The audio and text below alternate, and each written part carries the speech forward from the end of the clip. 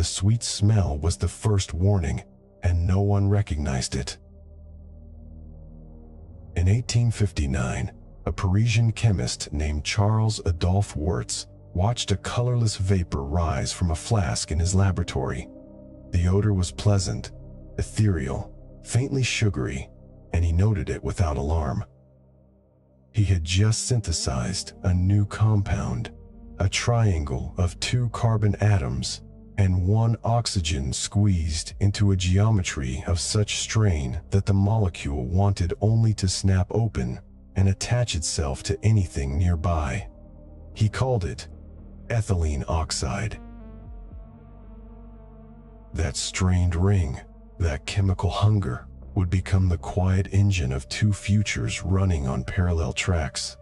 One track saved lives. The gas sterilized 20 billion medical devices a year. Pacemakers, catheters, syringes, reaching where steam could not, killing bacteria without melting plastic. The other track wrote a ledger in human tissue, alkylating DNA 1 molecule at a time, leaving marks that would take decades to read as lymphoma and leukemia. For a century, the molecule did its work unseen. It fumigated spices in darkened warehouses. It sterilized surgical kits for field hospitals. It diffused through factory walls and exhaust stacks and into the air of neighborhoods whose residents never smelled the sweetness, because the levels that cause harm are far below what any nose can detect. By the time the EPA identified ethylene oxide as the single largest driver of cancer risk from industrial air pollution, the gas had already been drifting across playgrounds and bedroom windows for generations. This is the Deep Archive. We leave the surface now, the comfortable air, the assurances of compliance, the numbers that said everything was fine. The hatch seals. Pressure builds. The light narrows to a single beam cutting through black water. Below, evidence waits in sealed files. The round-bottomed flask from 1859, the warehouse door in Rotterdam, the sister chromatid exchanges on a Swedish karyotype, the Summa canister on a dead-end road, the frost on a cryogenic coil in Georgia. The archive opens where the molecule never stopped reacting. The descent begins. The lamp had burned low over the bench, its flame a steady orange teardrop reflected in the belly of a round-bottomed flask. Outside the tall windows of the laboratory on the Rue Sainte-Anne, the Paris evening had deepened to the color of charcoal, and the gas jets along the corridor had been turned down for the night. It was 1859, and the air inside the room was entirely still, the kind of stillness that gathers in spaces where one man works alone with glassware and reagents, and a question he cannot yet frame. The flask held a liquid that had been clear a few hours earlier, but as the last heat of the day bled from the stone walls, a faint vapor began to lift from the meniscus, colorless, barely visible, carrying a sweetness so unexpected that the chemist paused, tilted his head, and inhaled again before he remembered that laboratory air was not to be trusted.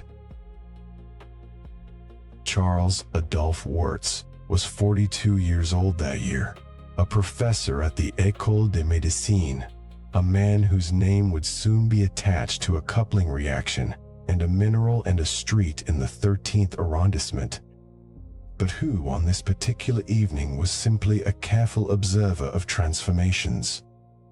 He had been heating 2-chloroethanol with potassium hydroxide, a procedure that on paper should yield a straightforward substitution, the hydroxyl group replacing the chlorine, the potassium chloride precipitating as a white salt. Instead, what distilled over was something else, something that did not belong to the expected family of simple alcohols. The liquid boiled at a temperature too low for its parent, and when he brought a flame near, the vapor, It ignited with a pale blue urgency that made him note in his laboratory journal, "Tres inflammable." He would later propose the name oxide d'ethylene, ethylene oxide, wedding the name of the gaseous alkene from which it could be derived to the word for the strained oxygen bridge that gave the molecule its peculiar nature. The name was descriptive, economical, and entirely innocent of the freight it would one day carry. What Wirtz held in his flask that night was a three-membered ring, a triangle of 2 carbon atoms and 1 oxygen, and in the whole repertoire of organic chemistry, few arrangements are so small and so unhappy. A ring of 3 atoms is a geometry under duress. The bond angles are squeezed to roughly 60 degrees, far from the tetrahedral ideal of 109.5 that carbon prefers, and the oxygen sits in that ring like a spring compressed between thumb and forefinger, storing energy in every picometer of its bonds. That energy, measured later at approximately 114 kilojoules per mole of strain, is the silent engine of everything the molecule will ever do. It is the reason the liquid evaporates so readily, the reason the vapor burns so eagerly, and the reason the compound reaches out to other molecules with a chemical hunger that is, in its own way, elegant. The early laboratory notes remark on the sweet, ether-like odor. It was not unpleasant. In an era when a chemist's nose was still a legitimate analytical instrument, before the discipline learned to distrust the senses, Wirtz and his assistants would have cataloged that scent as a character trait, the way a botanist notes the fragrance of a leaf crushed between the fingers. Sweetness in a laboratory was almost always a warning, but the warning was not yet legible. Chloroform smelled sweet, so did benzene, so did the first nitroglycerin that ran in drops down the sides of Ascanio Sobrero's glassware. The human nose reads sweetness with an ambivalence that evolution never had cause to resolve, because sweetness in nature usually meant ripe fruit and fermenting carbohydrates, not methylated poisons. So the scent that rose from Wirtz's flask was, for a moment, simply a curiosity, a footnote in the chemical characterization of a novel compound. But the molecule did more than perfume the laboratory air. It alkylated.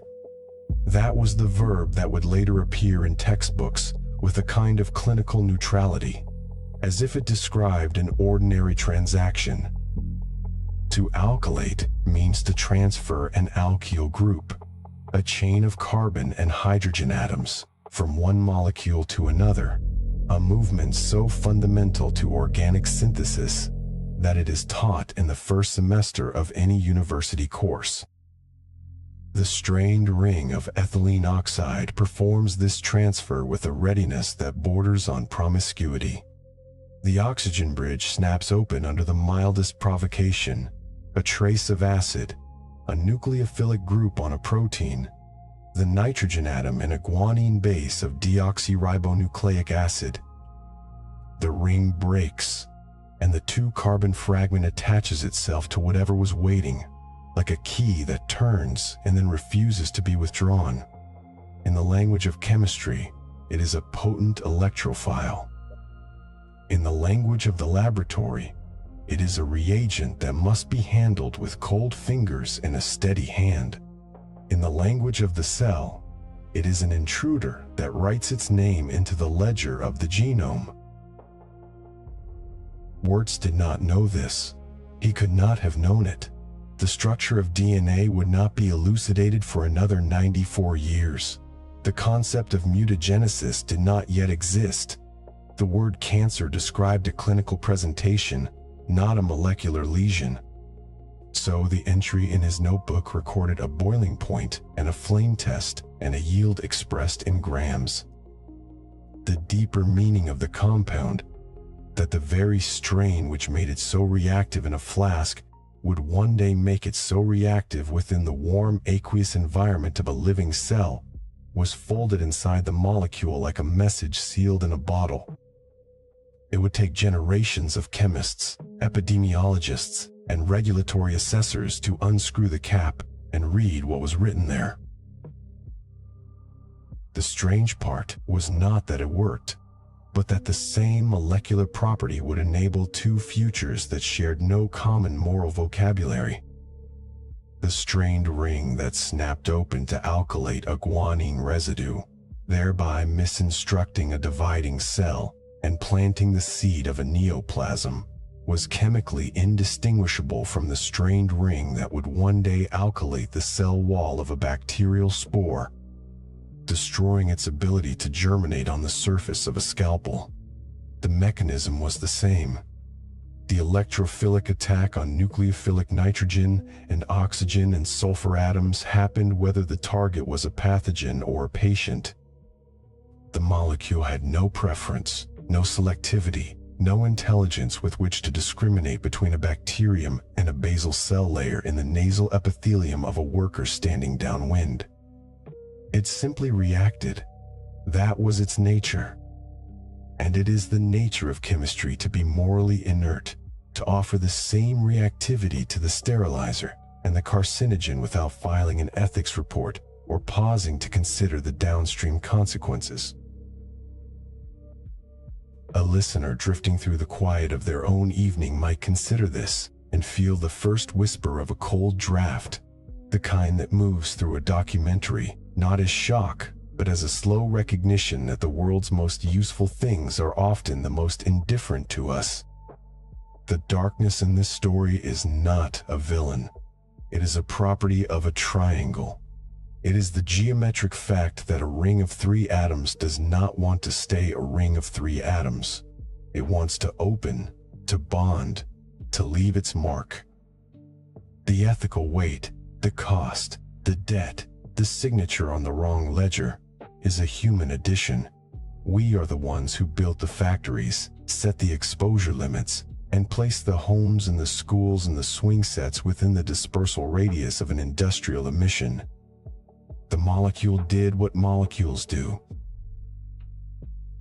Wirtz published his findings in the Comptes Rendus de l'Académie des Sciences, a journal whose name translates to the Proceedings of the Academy of Sciences, and the paper joined the vast sedimentary accumulation of 19th century organic chemistry, a stratum rich with new compounds that awaited application. For several decades, ethylene oxide remained a laboratory reagent, a substance prepared in small quantities by those who needed a strong alkylating agent.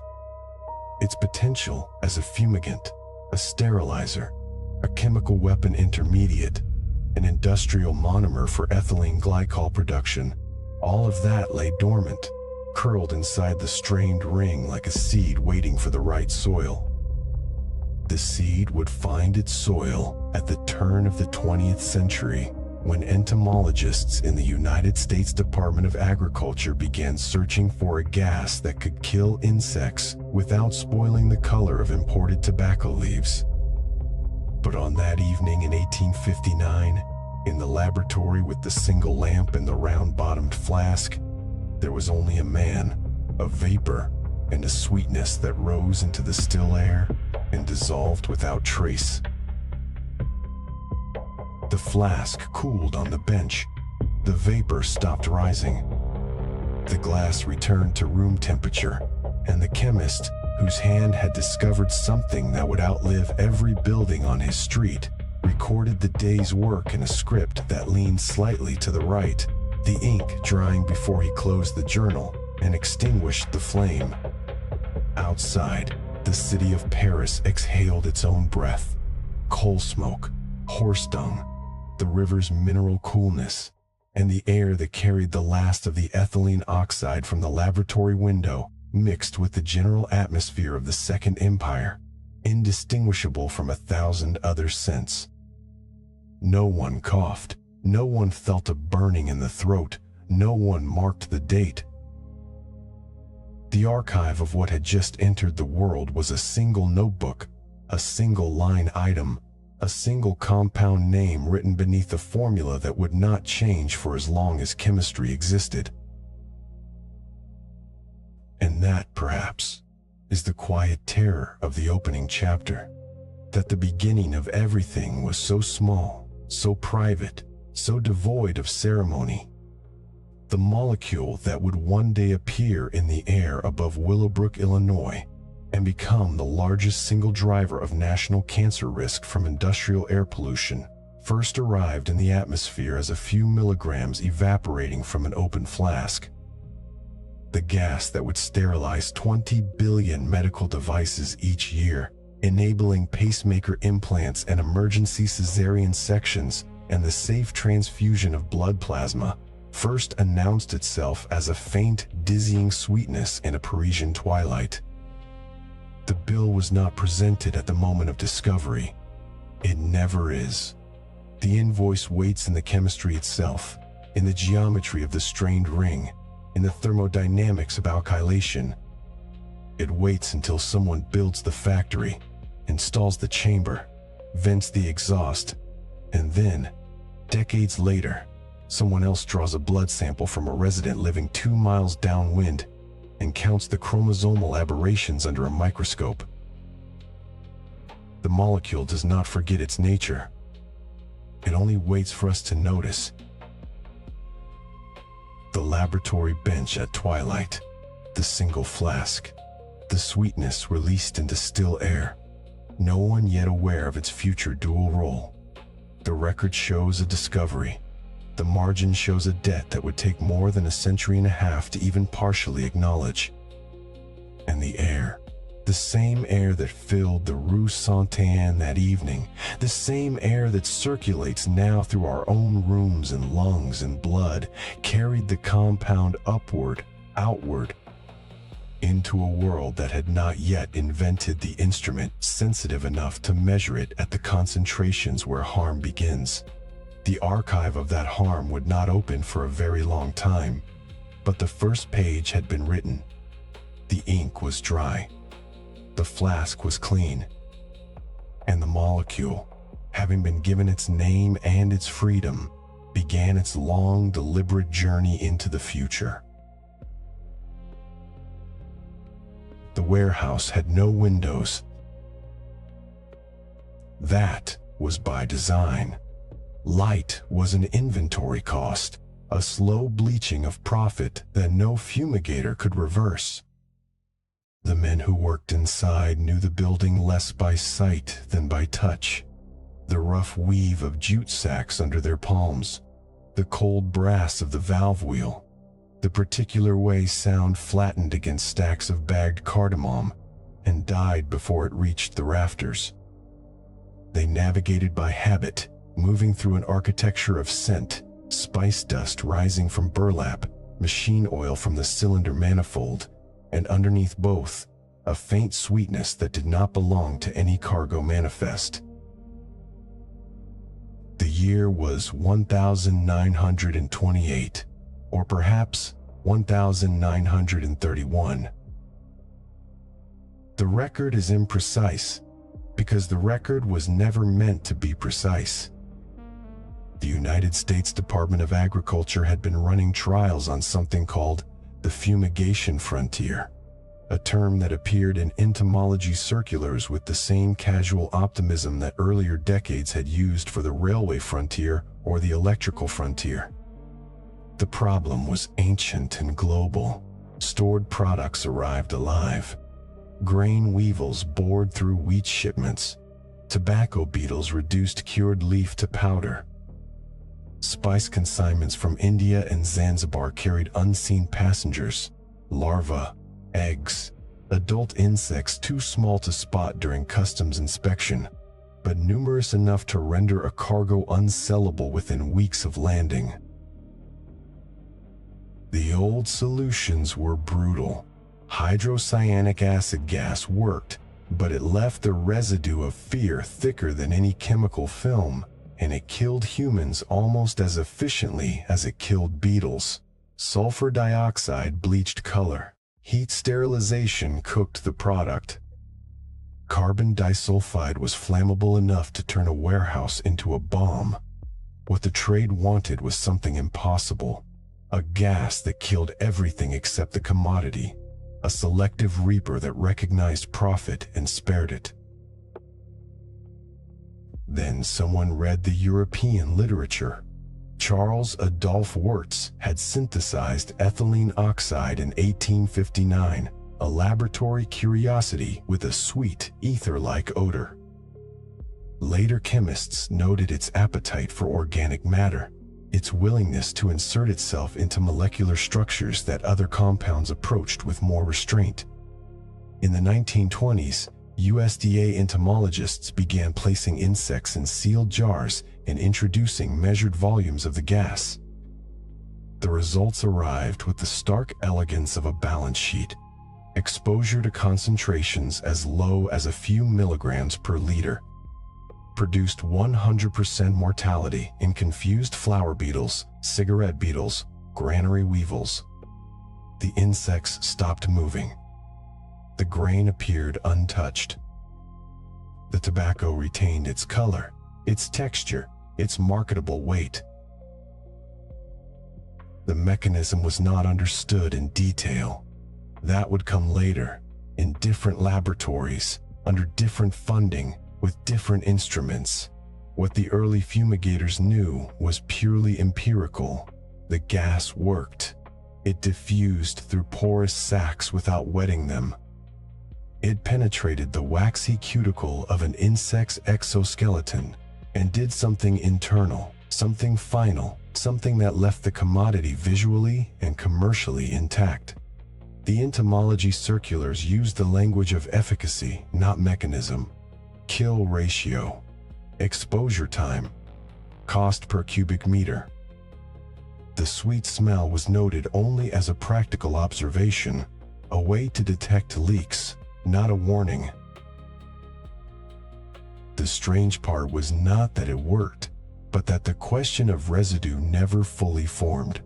When you use a gas that leaves no stain, no odor on the product after airing, no visible alteration of the spice or grain or tobacco leaf, you begin to believe the gas has vanished. The warehouse doors open. The air clears. The cargo moves on. The transaction completes. In the ledger of fumigation, the column for cost is filled. The column for consequence remains blank. Not because someone refused to write in it, because the page was never printed. By 1935, the practice had hardened into routine. Commercial fumigation chambers operated in ports and distribution centers, processing shipments of spices, nuts, dried fruits, and tobacco under tarpaulins or inside steel vaults sealed with rubber gaskets. Workers draped damp rags over door seams, believing, correctly for the most part, that moisture absorbed the gas. They opened valves and listened to the hiss, timing exposure by clocks that hung on walls already sticky with condensation. When the cycle ended, they ventilated the chamber by opening vents and running fans, then entered to remove the product. The shipments moved to grocers, to bakeries, to cigarette factories, to kitchens. No one along the supply chain detected anything unusual. The spice smelled like spice. The tobacco burned like tobacco. What was happening inside the fumigation chamber was a form of molecular accounting that no one was yet equipped to audit. Ethylene oxide is a strained three-membered ring, 2 carbons, 1 oxygen, bent into a shape that geometry does not want. That strain gives the molecule its promiscuous reactivity. It alkylates. It donates its 2-carbon fragment to whatever nucleophilic site presents itself. Water, protein, the amine groups of nucleic acids. In an insect, this reactivity disrupts enzymes, denatures proteins, shatters the biochemical machinery of locomotion and respiration. The insect dies, and the reaction products remain, bonded to the tissue of the carcass. But the insect is dead. and dead insects in spices are a cosmetic defect, not a chemical one. The fumigators saw the dead insects and counted them as success. The deeper question, what alkylation does to the commodity itself, what transformed residues persist in the cardamom or the paprika or the cured tobacco leaf, would not acquire regulatory teeth for decades. The chemistry was already present, finished, complete. The ethylene oxide had already donated its reactive fragment to the amino acids and nucleic acids of the stored product. The gas had, in a chemical sense, become the food, not in any quantity that could be seen or tasted or weighed on the scales that customs officers used, but in the strict stoichiometric sense that each exposure cycle left behind a population of modified molecules, a molecular signature written in the alphabet of hydroxyethyl adducts, and that signature was now part of the global food supply. The warehouse workers who sealed the doors and turned the valves knew none of this.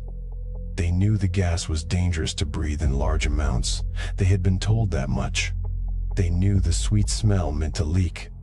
But they also knew that ethylene oxide was, compared to hydrogen cyanide, safe. Compared to sulfur dioxide, gentle. Compared to carbon disulfide, unlikely to level a city block. In the hierarchy of industrial poisons, it registered as an improvement, and improvements did not require investigation. They required implementation. A single worker, whose name does not appear in any surviving record, once described the fumigation process to a visiting inspector as modern hygiene.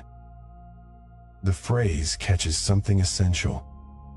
The early 20th century understood hygiene as the removal of visible contamination, dirt, insects, mold, the evidence of decay. A gas that killed insects without leaving a stain was hygienic by definition. The fact that it might leave a contamination too small to see, measurable only by instruments not yet invented, was not a hidden truth. It was a category of concern that did not yet exist. The camera had to be invented before the ghost could appear in the photograph. The international adoption followed the trade routes. American fumigation protocols traveled to European ports. British spice merchants in London and Liverpool installed chambers. Dutch processors in Rotterdam applied the gas to cocoa and pepper. Japanese tobacco importers adopted the technique for shipments arriving from the Philippines and the American South. The gas was cheap to manufacture, effective at low concentrations, and forgiving of operator error in ways that hydrocyanic acid never forgave.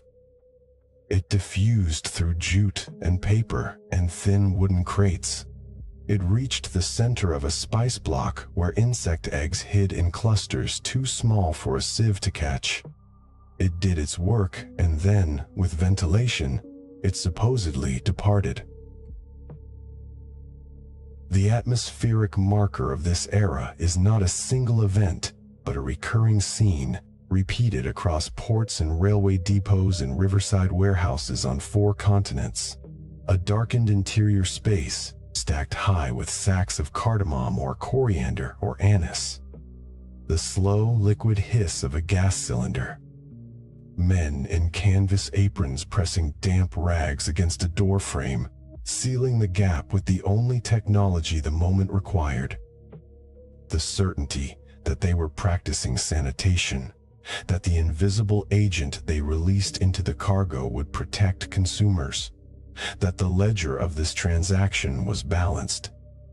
Somewhere in that warehouse, a single spice seed, already dead, already processed, already sold, carried a hydroxyethyl group bonded to its residual protein, a chemical alteration that no one had yet named as contamination, because the definition of contamination was still being written. The gas had begun its quiet migration from laboratory reagent to industrial tool to global presence. It would not stay in the warehouses. It would not stay in the spices. But that recognition belonged to a later chapter, written by different hands, in a different register of concern. For now, in the 1930s, the fumigation frontier was a success story. The insects died. The cargo survived. The invisible residue was no one's responsibility because no one had yet built a vocabulary capable of naming it. The damp rags dried. The doors opened. The cardamom moved on. There were no windows in that room, and not by oversight.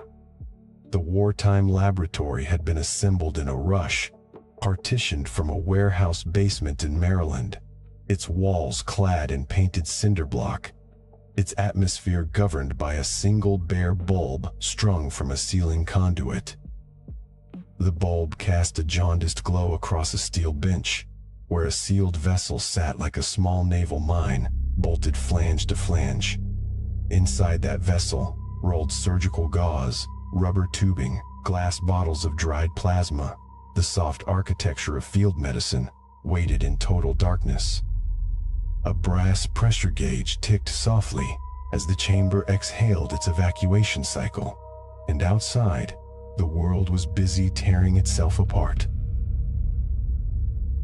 The year was 1944. The Allied armies were pushing through hedgerows and rubble, and the number of wounded soldiers was so large that the supply chain for sterile dressings became its own kind of battlefront. Autoclaves, which used superheated steam, turned gauze to brittle parchment and melted the delicate plastics that had begun to appear in medical kits. Carbolic acid and mercuric compounds corroded instruments and left residues that burned open tissue. The Army Quartermaster Corps needed a method of sterilization that could operate cold, dry, and deep, working its way into every pleat of a bandage without destroying the bandage itself. It was, in the language of logistics, a problem of penetration without violence. The man who solved it was Lloyd A. Hall, a chemist whose previous career had already taught him that preservation was a form of combat. Hall had spent the interwar years revolutionizing the way food resisted decay, devising curing salts and antioxidant coatings that kept meat edible across ocean voyages. He understood, perhaps better than anyone, that spoilage was not merely the visible rot, but a molecular conspiracy between bacteria, enzymes, and time. When the war pulled him into military research, he turned his attention from the pantry to the operating theater. Working alongside a younger colleague named Charles R. Phillips, Hall began testing gases that had previously been used only to fumigate granaries and spice holds. Ethylene oxide was not an obvious candidate. It was a compound that had been synthesized almost a century earlier by Charles Adolph Wurtz, and had since found a modest career as a pesticide, a fumigant for bales of tobacco and sacks of cardamom. Its chemistry was known to be promiscuous. The molecule's three-membered ring, 2 carbons and 1 oxygen locked in a strained triangle, was a spring-loaded trap, eager to snap open and fasten itself onto nearby biological material. In insect cells, that eagerness translated into swift death. The gas alkylated proteins and nucleic acids until cellular machinery seized up. Hall and Phillips suspected that this same ruthlessness might be tamed, channeled, and aimed at the simpler organisms that threatened surgical wounds. The first trial runs were tests of nerve rather than science. The gas was violently flammable, at concentrations between 3% and 100% in air. It could detonate from a spark no larger than the click of a light switch. So the experiments were conducted behind a blast shield, the steel vessel purged with inert carbon dioxide, every valve turned by a technician who had calculated that saving a soldier's life was worth the risk of losing his own. The chamber was loaded with strips of cotton, inoculated with the most stubborn bacteria the researchers could culture, spore-forming Clostridia, Gas Gangrene's author, the same genus that would kill a wounded man from the inside out if a single contaminated fragment reached his muscle. The gas was introduced in a ghostly concentration, invisible and almost odorless, but for a faint ether-like sweetness that clung to the metal after the cycle ended. And then they waited. The pressure gauge did not record what happened inside. It could only show that the atmosphere was stable, that the temperature held at a tepid 37 degrees, that the vacuum seal had not failed. But behind the steel, a quiet census was taking place. Each molecule of ethylene oxide moved with the banal kinetics of any gas, diffusing into fibers, dissolving into the microscopic film of water that coated every surface, and there undergoing hydrolysis to form ethylene glycol and other reactive species. When one of those species encountered a bacterial spore, it reached into the organism's DNA and donated an alkyl group to a guanine base, creating a lesion that the cell's repair machinery could not read past. The spore did not explode. It did not lyse. It simply lost the ability to replicate, and in the arithmetic of microbiology, a bacterium that cannot divide is already dead. The process was slow, hours at a time, but it was absolute, and it left no heat, no moisture, no corrosive ash. When the chamber was finally opened, the gauze was unchanged. It still smelled faintly sweet, but that scent dissipated within a day, leaving fabric that could be packaged and shipped across the Atlantic to be torn open in a field hospital tent under artillery fire. The plasma bottles were intact, their rubber stoppers unblemished. Instruments made of the newfangled plastics emerged unwarped.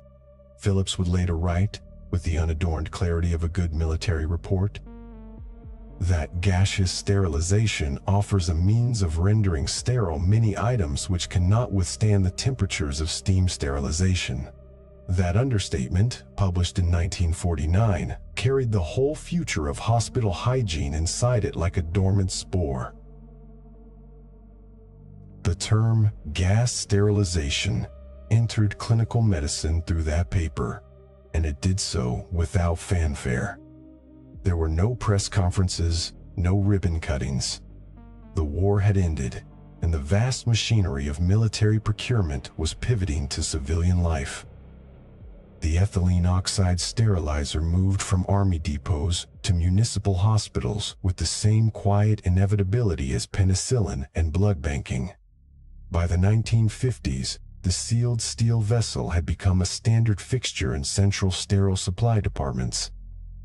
Its dimensions scaled up to accommodate the new flood of single-use devices, syringes, catheters, heart-lung machine tubing, all made of polymers that would collapse in an autoclave but survived perfectly in the cool, dry grip of the gas. The strange part was not that it worked. The alkylation chemistry was well enough understood by then, but that it worked so elegantly on such a terrifying molecule. The same strained ring that made ethylene oxide a broad-spectrum biocide was also what made it diffuse through polyethylene packaging, penetrate the long lumens of a cardiac catheter, and reach every dead-end crevice of a prosthetic heart valve. Where steam could not travel and radiation would destroy the polymer, the gas went silently, a perfect molecular servant, perform its fatal transaction, and then evacuate, leaving only sterility behind.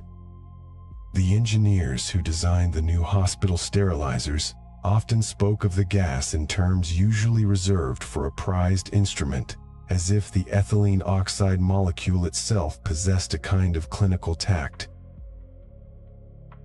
But the ledger of that tact was already being kept in a different column, far from the bright operating theaters where the sterile devices were unwrapped. The very properties that made the gas an ideal sterilant, its volatility, its persistence, its deep diffusion into organic material, also meant that it did not simply vanish when the chamber door opened. A portion of it remained dissolved in the plastic itself, outgassing slowly for hours or days. A portion escaped through the exhaust vents during the evacuation cycle, or through the gaskets and seals that inevitably wore with time. At the Army laboratory in 1944, the quantities were minuscule. A single prototype vessel venting into a basement ceiling did not register on any epidemiological map. But as the technology scaled, as sterilization plants grew to the size of small factories and their stacks exhaled a continuous, invisible plume, the arithmetic changed. The gas that saved the wounded soldier's leg in Normandy also accumulated an airborne credit that would, decades later, deliver a different kind of invisible wound to those born near the factories that produced it. That knowledge was not available in 1944, nor in 1949 when Phillips published his protocols. It was not hidden so much as unasked. The Army's mandate was to salvage the wounded, to return men to combat or to send them home whole. The long-term biology of fence-line communities, the cellular signature of a lifetime breathing trace amounts of an alkylating agent. These were questions that belonged to a different kind of war, one fought with epidemiologists and regulatory dockets rather than with artillery. The laboratory that held the first sterilizer could not have held the answer anyway. There were no windows in that room, and the only thing that connected it to the outside air was a thin exhaust pipe, a single vein carrying the sweet-scented ghost of the gas upward into the winter sky. The brass gauge ticked its approval. The anaerobic bacteria died in silence. And what was born in that basement was a technology that would eventually be asked to answer for its own invisible residues, in a language its inventors had never imagined. The gas arrived at the factory gate already domesticated, or so the shipping manifest claimed. Cylinders stamped OXYFUM, 12 inches, stenciled blue letters stood upright on wooden pallets, their brass valves capped with tamper-proof seals that crumbled like dry wax under a wrench. Inside each cylinder, 88% carbon dioxide smothered 12% ethylene oxide, the inert sleeping next to the volatile like a keeper in a cage. The blend had been perfected in the 1950s by engineers who understood that you could not eliminate danger from a molecule, but you could dilute it, wrap it in an incombustible blanket, and pipe it into a chamber where every breath was measured. The result was a gas that still killed microbes with silent efficiency, but would no longer level a building if a spark wandered too close. The solution was chemical cohabitation, the sterile spirit tamed by carbonic indifference. The problem of ethylene oxide's flammability was not a footnote. Pure ethylene oxide has a flash point below -20 degrees Celsius, which meant that at room temperature and ordinary air concentrations, a single exposed filament, a static discharge from a nylon coat, even the friction of a closing metal latch could turn a sterilization room into an incandescent catastrophe. Its explosive range stretched from 3% to 100% in air, a span so wide it barely qualified as a range at all. Any leak was a pre-explosion waiting for an ignition source.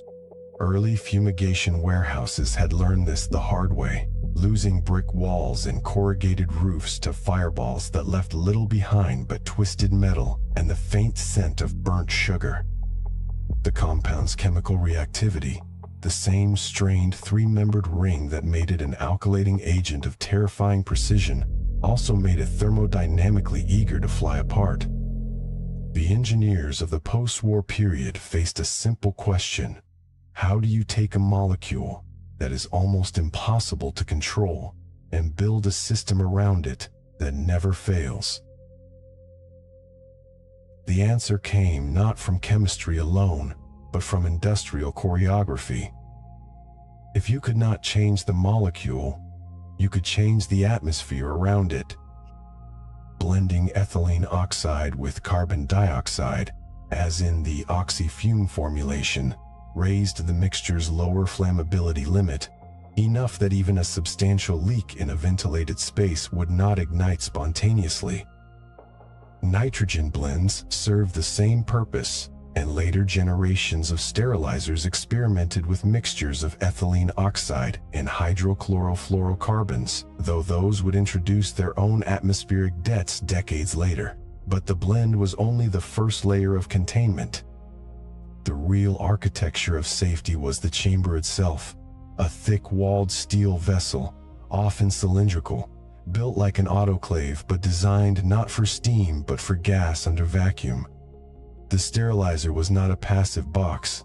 It was a programmable sequence of pressure drops, gas injections, dwell times, and exhaust purges, all governed by a logic that was, in the 1950s and 1960s, still electromechanical. Cam timers, solenoid valves, strip chart recorders scribbling faint purple lines on graph paper that coiled into archival oblivion. A typical cycle began with a deep vacuum.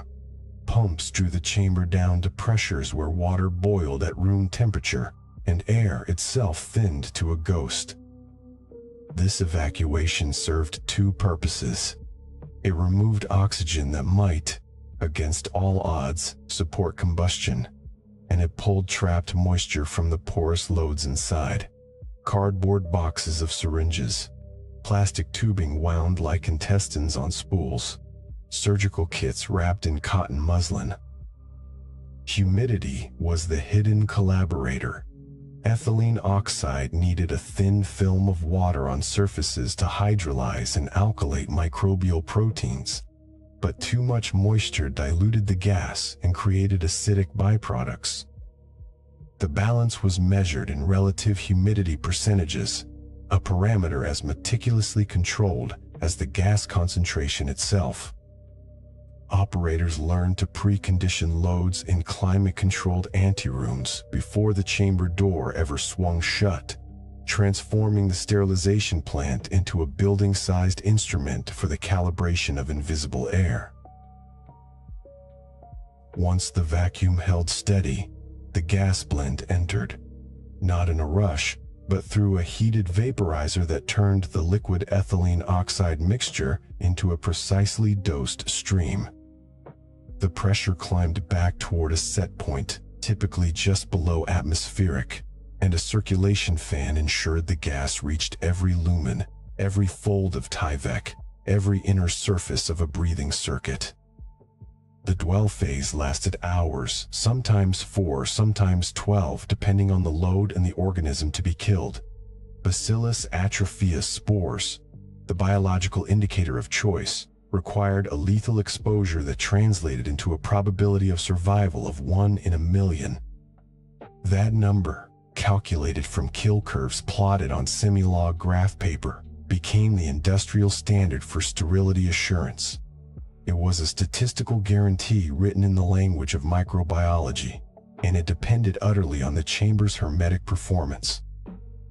If the door seal leaked, if a valve stem corroded, if the exhaust line cracked, the gas would leave and the spores would survive. The post-exhaust phase was where the hidden logic of capture emerged.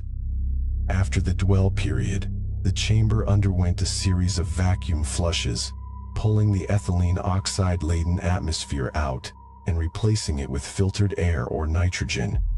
This gas did not simply vent to the outside world. It passed through a catalytic converter, a bed of heated metal oxides that oxidized ethylene oxide into carbon dioxide and water vapor, breaking the strained ring and rendering it chemically boring. The converter was the true firewall, a silent furnace that burned an invisible fuel. Its efficiency depended on temperature, contact time, and catalyst condition, all of which could degrade slowly without triggering an alarm. A converter running at 90% efficiency still destroyed most of the ethylene oxide, but the residual 10% slipped past the thermocouples and entered the stack. In the control room, the chart recorder drew a smooth curve of temperature versus time, and no one noticed the slight deviation because the curve remained within a tolerance band designed decades earlier by engineers who had not been asked to think about lifetime cancer risk in parts per trillion. Walk into one of these plants at 3 a.m., and you enter a cathedral of controlled danger. The floors are sealed concrete, sloped toward drains that carry condensate to holding tanks. The lighting is industrial fluorescent, casting shadows that harden every pipe insulation and valve handle into a study in gray geometry. The sterilization chamber itself dominates the room, a cylinder 12 feet long and 6 feet in diameter. Its front door a circular hatch with heavy locking lugs that must be rotated in sequence. On the door's face, a pressure gauge with a yellowed dial indicates vacuum in inches of mercury and positive pressure in pounds per square inch. Next to it, a small window of reinforced glass offers a view into the chamber interior, though during a cycle, you see nothing but the reflection of your own face against the dark. The chamber breathes. You hear the muffled chug of the vacuum pump, the hiss of gas injection, the sudden silence when the dwell phase settles in, and then, hours later, the soft rush of the purge. The plant is automated, so no human watches these transitions directly. Instead, the control panel presides over the room like an altar, rows of indicator lights, toggle switches, and a chart recorder that continues its slow unspooling. One red light flickers intermittently, a worn neon bulb marking a pressure interlock. That has been jumpered closed because the original replacement part is no longer manufactured. The maintenance log, kept in a binder on a shelf under the panel, notes the temporary fix in handwriting that grows more familiar over the weeks, and eventually the word temporary disappears from the entries, leaving only a date and initials. This is the paradox at the heart of taming the flammable spirit. The very ingenuity that made ethylene oxide safe enough to use in hospital supply chains also created a system so sealed, so automated, so reliant on the flawless integration of vacuum seals, gaskets, solenoids, and catalytic beds that a single undetected failure could void the whole contract of safety. The chamber was designed to keep the gas in, but no one designed the exhaust stack to be a public health instrument. The catalytic converter was sized for the load. The plume modeling, if done at all, used Gaussian dispersion math written for smokestacks in flat terrain, not for the complex wind fields around residential neighborhoods. The result was a paradoxical vulnerability. By making the chamber safe inside, we made its failures invisible outside. A leak that would have triggered an explosion in the old days, and thus a rapid, undeniable response now seeped silently into the ambient air, joining the exhaust stream from a converter that was operating at 98% efficiency, which meant 2% of the daily throughput was drifting over the fence line. Consider the oxyfume cylinder as a diplomatic object. It represents a treaty between industrial necessity and chemical reality. The carbon dioxide is the chaperone, the ethylene oxide, the volatile guest. They travel together through piping and into the heated vaporizer, where they separate into gas streams that mix with chamber air. The treaty holds. As long as the cylinder's threaded connections remain tight, the vaporizer coil does not corrode, and the solenoid valves close fully after each injection. But treaties are only as durable as the institutions that enforce them. In the lonely hour before dawn, when the third shift is a single technician monitoring a bank of gauges while listening to a transistor radio playing a call-in show about local politics. The institution is a human being whose training manual does not mention cancer latency or chromosomal aberrations. It mentions flame, explosion, asphyxiation. The old dangers, the immediate ones, have been addressed so thoroughly that the new dangers are not listed.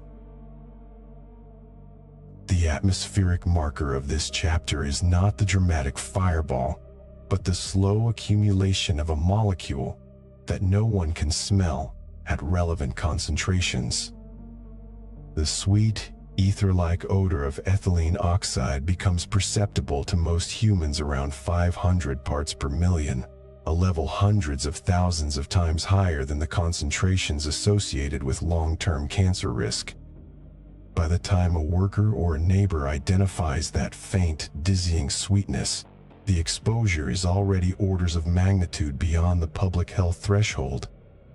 The gas thus entered the community not as an odor, but as a statistical fingerprint, detected only when epidemiologists compared cancer registries to emission inventories, and only decades later, when the data had finally been gathered, cleaned, and argued over in regulatory committees.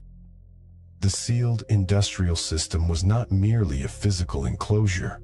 It was a temporal enclosure, delaying the recognition of harm past the lifespan of the machines that caused it.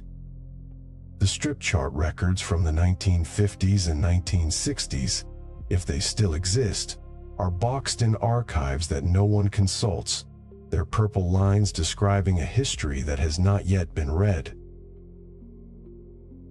The engineers who designed these systems were not negligent. They solved the problems they were asked to solve. They eliminated the immediate fire risk, which had claimed lives and property. They enabled the mass sterilization of medical devices that would prevent tens of millions of surgical infections. Their catalogs from the period show a confident mastery, cutaway diagrams of sterilizer chambers, performance curves for vacuum pumps, specifications for oxyfume that emphasize its non-flammability. The tone is one of proud closure. And yet, the closure was incomplete in a way that only became visible when the scale of the enterprise expanded from a few specialized facilities to thousands of plants worldwide, each emitting a small percentage of a potent carcinogen into the shared atmosphere. The safety logic was local. The risk distribution was global. The chamber was a perfect sealed system only if you defined its boundary at the factory wall. So the taming of the flammable spirit achieved its immediate aim. The gas no longer threatened to incinerate hospital workers or warehouse stock. It could be trusted to sit quietly in its cylinder, to flow obediently into its chamber, to kill the spores, and to exit through the converter into the night air. But the spirit, once freed into the larger atmosphere, became untamable again. It drifted with the wind, crossed property lines, mixed with the air above playgrounds and bedroom windows, and entered the bodies of people who had never signed a consent form. The sterile gas was safe for the hospital's interior. It was the exterior that had now become part of the chamber. And outside the chamber, there was no catalytic converter, no deep vacuum purge, no cycle timer to shut off the flow after the dwell phase. There was only the planetary boundary layer, moving slowly, carrying the molecule with perfect, indifferent manners. The story of ethylene oxide sterilization is, from this point forward, a story about the limits of containment. The 1950s solution was brilliant and necessary. But every subsequent decade added another layer of knowledge that the original system was not designed to accommodate. Mutagenicity data in the 1970s, carcinogenicity classification in the 1990s, atmospheric dispersion models in the 2010s. Each discovery did not render the chamber obsolete, but revealed that the chamber had always been leakier than its gauges indicated. The deep irony was that the effort to make the gas safe for hospitals created the very conditions under which its long-term effects would become pervasive and invisible. A more dangerous gas would have announced itself. A truly safe one would have left no legacy. Ethylene oxide, in its diluted, controlled, industrial form, occupied the precise middle ground where acute harm was prevented, but chronic harm was distributed, and the distribution was so slow, so quiet, that it took generations to notice. In the concrete walled plant at 3 a.m., nothing seems amiss. The insulated pipes sweat condensation that drips into floor drains. The red warning light flickers and holds steady, then flickers again. The chamber finishes its cycle. The vacuum pump quiets. And the loading door opens with a breath of gas that has passed through the converter but still carries a faint hint of sweetness. Less than 1/10 parts per million, well within occupational limits, unnoticeable to the technician who begins unloading the sterilized load. He handles plastic-wrapped catheter kits that will be shipped to a hospital in the next state, where a surgeon will open them tomorrow in an operating room that smells of nothing but antiseptic. The gift of sterility has been delivered, its invisible cost already paid into the common air. The ledger does not balance because no one has yet opened the column marked emissions. But the column is there, writing itself in the atmosphere, one cycle at a time.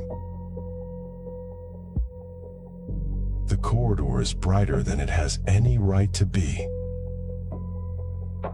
Not the surgical brightness of operating rooms, where light is an instrument pressed down against infection. No, this is the softer, fluorescent overflow of a hospital supply hallway deep in the basement, where carts are parked in neat rows and the air smells of clean polyethylene and something faintly sweet, something that lingers at the edge of recognition like a half-remembered dream you cannot place.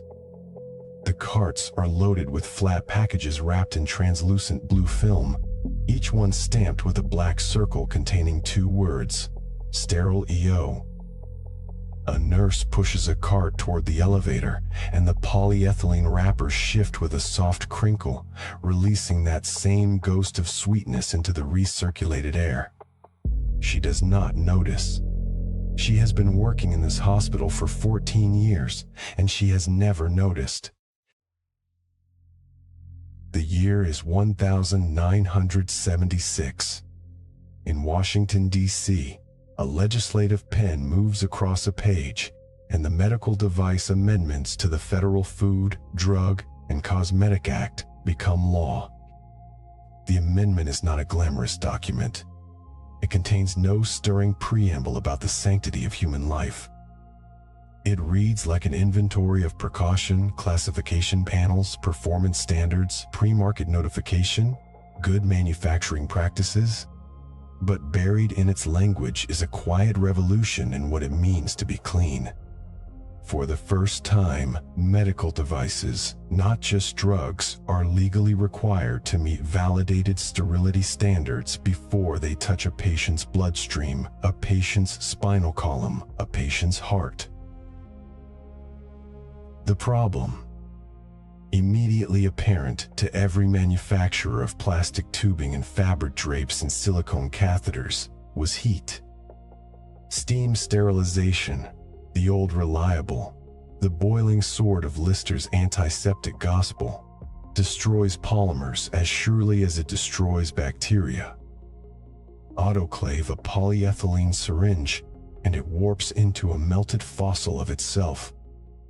Irradiate a delicate cardiac pacemaker lead with gamma rays strong enough to split bacterial chromosomes, and you risk splitting the long polymer chains that give the insulation its flexibility, turning a precision instrument into a brittle liability. Some devices could be treated with hydrogen peroxide vapor, but the peroxide left residues on certain metals, and its vapor could not always navigate the labyrinthine interior of a long, thin lumen, the narrow channel inside a catheter or an endoscope where a bacterial spore might hide like a fugitive in a cave. Ethylene oxide asked no such questions. It diffused into microscopic crevices with the patience of a gas that understood its own size, a molecule small enough to slip through the interstitial spaces of polyethylene and polypropylene, through the cardboard of packaging, through the Tyvek seals that breathed but did not tear. It alkylated the amine groups on bacterial DNA, with no regard for whether that DNA belonged to a spore or a vegetative cell, adding alkyl groups to nucleotides like a clerk stamping every page in a file, until the entire genetic instruction manual was rendered unreadable. And when the cycle ended, when the chamber door opened and the vacuum pulled away the last traces of the gas, the device remained intact, unwarped, sterile in a way that no steam could achieve, no radiation could guarantee without cost to the material itself. The strangest part was not that it worked. The strangest part was how quickly it became invisible. By 1980, the ethylene oxide sterilizer had become the quiet center of the hospital supply chain, a machine the size of a walk-in closet, installed in the basement or a separate wing, its thick steel door sealing with the sound of a vault closing. Technicians loaded it with wrapped trays of syringes and stopcocks and surgical drapes, programmed the cycle parameters on a panel of buttons and small green LEDs, and waited while the gas performed its silent work. The process was slow. A full cycle could take 12 to 16 hours, including preconditioning, gas exposure, and aeration to off-gas, the residual ethylene oxide absorbed by the plastic, but time was cheap compared to infection. A sterile device that arrived tomorrow morning was worth more than a contaminated one that arrived today. The supply cart rattles down the hallway. Inside the packages, the devices are waiting.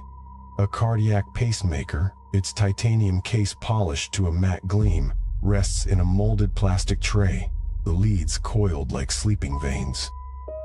A triple-lumen central venous catheter, designed to be threaded into the subclavian artery, carries a coating of sterile lubricant and the memory of the gas that crept through its smallest channel and killed everything alive. A pack of disposable syringes, each barrel perfectly clear, each plunger fitted with a rubber tip that will not leak, sits ready for the moment a nurse uncaps it and draws up a dose of fentanyl or insulin or the sterile water used to dilute a chemotherapy drug. Every one of these devices passed through the chamber. Every one of them inhaled the sweet gas and exhaled nothing visible into the sealed package. And yet the polyethylene wrap still smells faintly of something. The technician at the sterilization plant, 300 miles from this hospital corridor, noticed it years ago. He would open the chamber door after the final aeration cycle and catch that scent. Not unpleasant, not alarming, just a trace of an ether-like note that reminded him of the solvent his grandfather used to clean paintbrushes. His supervisor told him the levels were within safe limits. The monitoring badges he wore on his lapel, the little charcoal-filled tubes sent to the analytical lab every month, reported concentrations below the permissible exposure limit. 1 part per million averaged over 8 hours. That was the number OSHA had set in 1971, before anyone had published the cytogenetic studies, before anyone had observed the sister chromatid exchanges in peripheral lymphocytes, before anyone had asked the epidemiological questions that would turn that 1 part per million into a number that meant both everything and nothing. The technician trusted his badge. He had no reason not to. By 2010, the scale had become staggering in its ordinary magnitude. Roughly 20 billion medical devices per year, Globally, in every country that performed surgery, delivered babies, treated cancer, stented arteries, were sterilized with ethylene oxide. Half of all sterile medical supplies on the planet. The gas had insinuated itself into the backbone of modern medicine so thoroughly that removing it would not be like removing a pillar from a building, it would be like removing the mortar from the brick. The syringes used in childhood vaccination campaigns, the catheters that drain the bladders of elderly patients recovering from hip fractures, the surgical mesh that repaired hernias in construction workers, the nebulizer masks that delivered albuterol to asthmatic children in emergency rooms, the tracheostomy tubes that kept open the airways of patients with throat cancer. All of them owed their sterile condition to the same strained three-membered ring molecule that Charles Adolphe Wurtz had first synthesized in his Paris laboratory a century and a half earlier. The irony was not lost on the chemical engineers who designed the sterilizer chambers. They spoke in private conferences about the paradox of control. Ethylene oxide was so effective precisely because it could penetrate the invisible gaps in polymer chains, could diffuse through materials that were themselves designed to be barriers, could reach where nothing else could reach. That same diffusive genius, however, meant the gas did not stop at the boundary of the package or the chamber. It permeated the plastic during the cycle, and then slowly, over hours and days, outgassed from the surface of the device into the air of the supply room, the hospital corridor, the delivery truck, the warehouse. The outgassing was measured in parts per million or parts per billion, concentrations too low to smell, except when they weren't. Except when a sealed carton of 1,000 catheters sat in a closed delivery van on a summer afternoon, and the residual ethylene oxide accumulated in the stagnant air, raising the concentration inside the van to levels that would later, much later, be recognized as carrying a cancer risk that was never disclosed to the driver. The nurse pushing the cart in the hospital basement does not know any of this. She knows that the pacemaker inside the blue-wrapped tray will be implanted tomorrow morning in a 67-year-old man with sick sinus syndrome.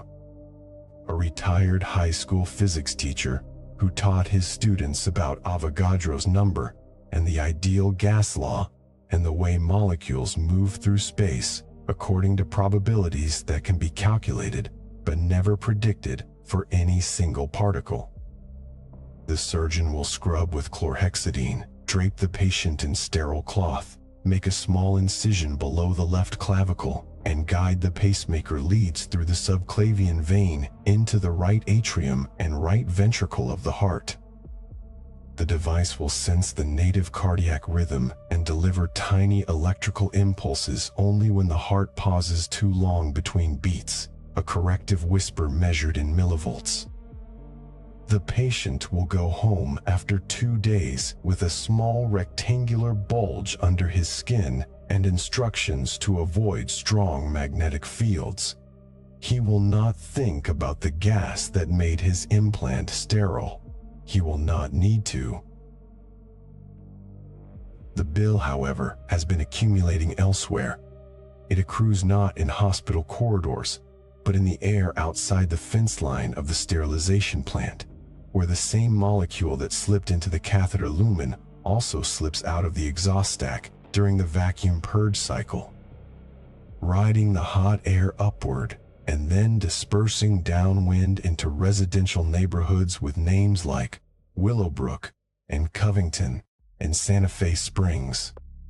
It accrues in the ambient air of census tracts where the EPA's National Air Toxics Assessment would later, in 2018, identify lifetime excess cancer risks exceeding 100 inches a million, a number that falls like a stone into the quiet pond of public health statistics and sends ripples through community meetings and class action lawsuits and state regulatory hearings. It accrues in the blood lymphocytes of workers and residents where the DNA adducts form silently, adding a small alkyl group to a guanine base, a chemical signature so minute it can only be detected by mass spectrometers calibrated to parts per trillion. A signature that means nothing on its own, but accumulates meaning when thousands of cells carry the same edit. A quiet alteration in the cellular ledger that may, years from now, express itself as a clone of malignant lymphocytes dividing without restraint. The nurse parks the cart outside the electrophysiology lab and pulls the pacemaker tray from the top shelf. The polyethylene wrap crinkles. She checks the expiration date, verifies the sterile EO indicator has not changed color, and places the tray on the instrument table where the scrub nurse will open it in the sterile field. The faint scent, if any remains, is overwhelmed now by the isopropyl alcohol and the povidone iodine and the ozone tang of the HEPA-filtered air. The surgery will proceed. The patient will survive. The gas has done its work, and the work is good, and the work is necessary, and the work carries a cost that will never appear on the hospital invoice.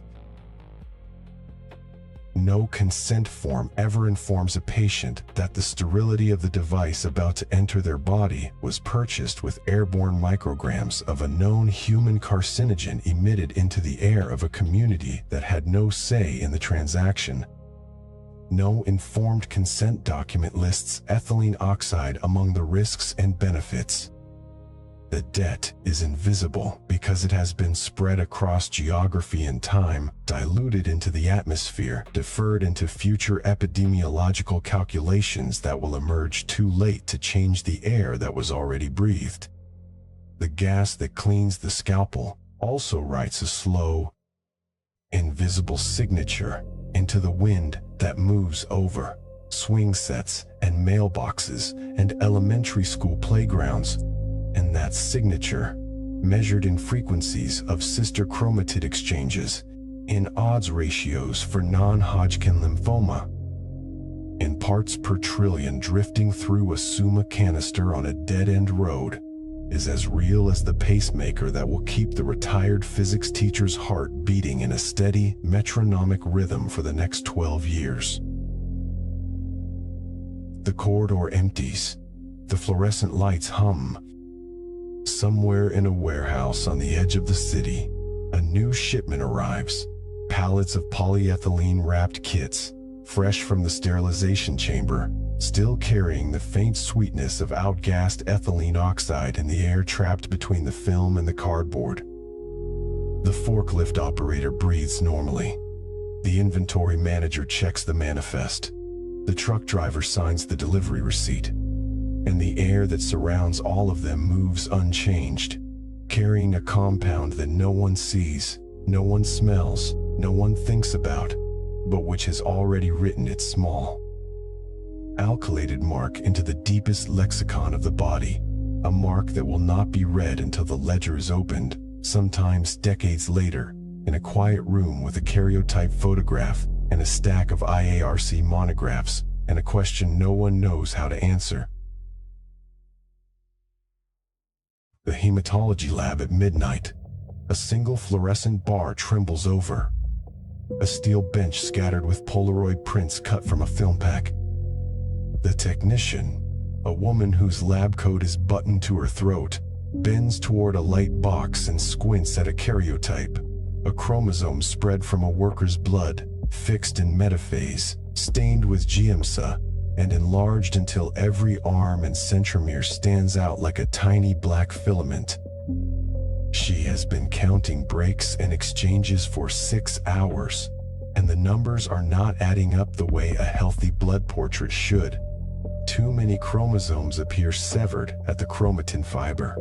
Others have swapped segments between sister chromatids, producing harlequin patterns that ought to be rare. She marks another tick on the tally sheet, then glances at the laminar flow hood that purrs a few feet away, a clean airstream protecting the sample from contamination, but not protecting the man who gave the blood from the vapor he breathed every shift at the ethylene oxide plant east of town.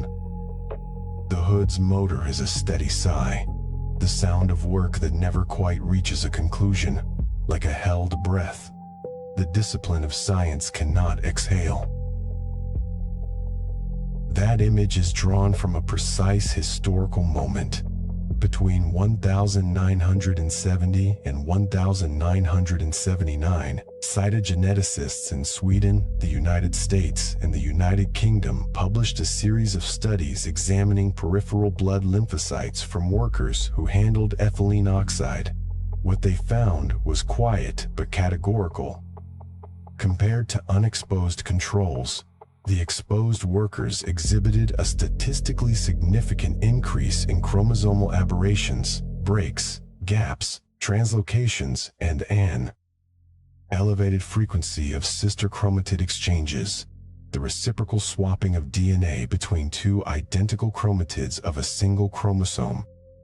Sister chromatid exchanges, or SCEs, were then a relatively new endpoint in toxicology, a sensitive index of DNA damage and repair. They indicated that the chromosomes had been hit, that the repair machinery had been activated, and that the hemopoietic system was carrying a record of the insult long after the exposure stopped. The cell had become a ledger. A ledger, not a wound. This is the crucial distinction that makes the Midnight Lab so unnerving. The workers who submitted a vial of venous blood usually felt well. They did not present with blisters or burns. Ethylene oxide is a mild respiratory irritant at high concentrations, at the parts per million levels encountered in a well-run plant. It was mostly invisible. A few noticed a Swedish film at the back of the throat toward the end of a double shift, but the body's warning signal stopped there. The damage was being booked much deeper, in the marrow's production line, where the same alkylating chemistry that allowed the gas to inactivate bacterial spores was, in human cells, attaching hydroxyethyl groups to the N7 position of guanine. The chemical promissory note was tiny, one extra carbon bond, and it did not always matter. But occasionally it led to a mispair, a strand break, a whole chromosome rearrangement, a typographical error in the body's most venerated manuscript. And the lymphocytes, which circulate for years, kept the page. The scientists who read those pages did not hesitate to call them alarming. In 1976, a Swedish team led by Gersta Hedner reported a three-fold increase in chromatid breaks among sterilizer operators compared to office workers. A year later, a group at the University of Texas Medical Branch confirmed the finding and noted that the aberrations persisted for months after workers were transferred to unexposed jobs, as if the molecular ink were indelible. By 1980, the U.S. National Institute for Occupational Safety and Health had added ethylene oxide to its list of potential occupational carcinogens. And the American Conference of Governmental Industrial Hygienists proposed a threshold limit value of 1 part per million, exactly the figure that had been adopted a decade earlier for entirely different reasons. That number, however, was not a response to the chromatid evidence.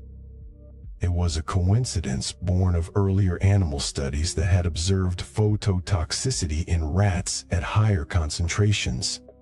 The law had arrived at the right answer through the wrong sum, and then stopped. To understand the stop, one must look at how permissible exposure limits are forged. In 1971, when the Occupational Safety and Health Administration opened its doors, it inherited a table of roughly 400 exposure limits from the Walsh-Healy Public Contracts Act, which themselves traced back to 1960s consensus standards.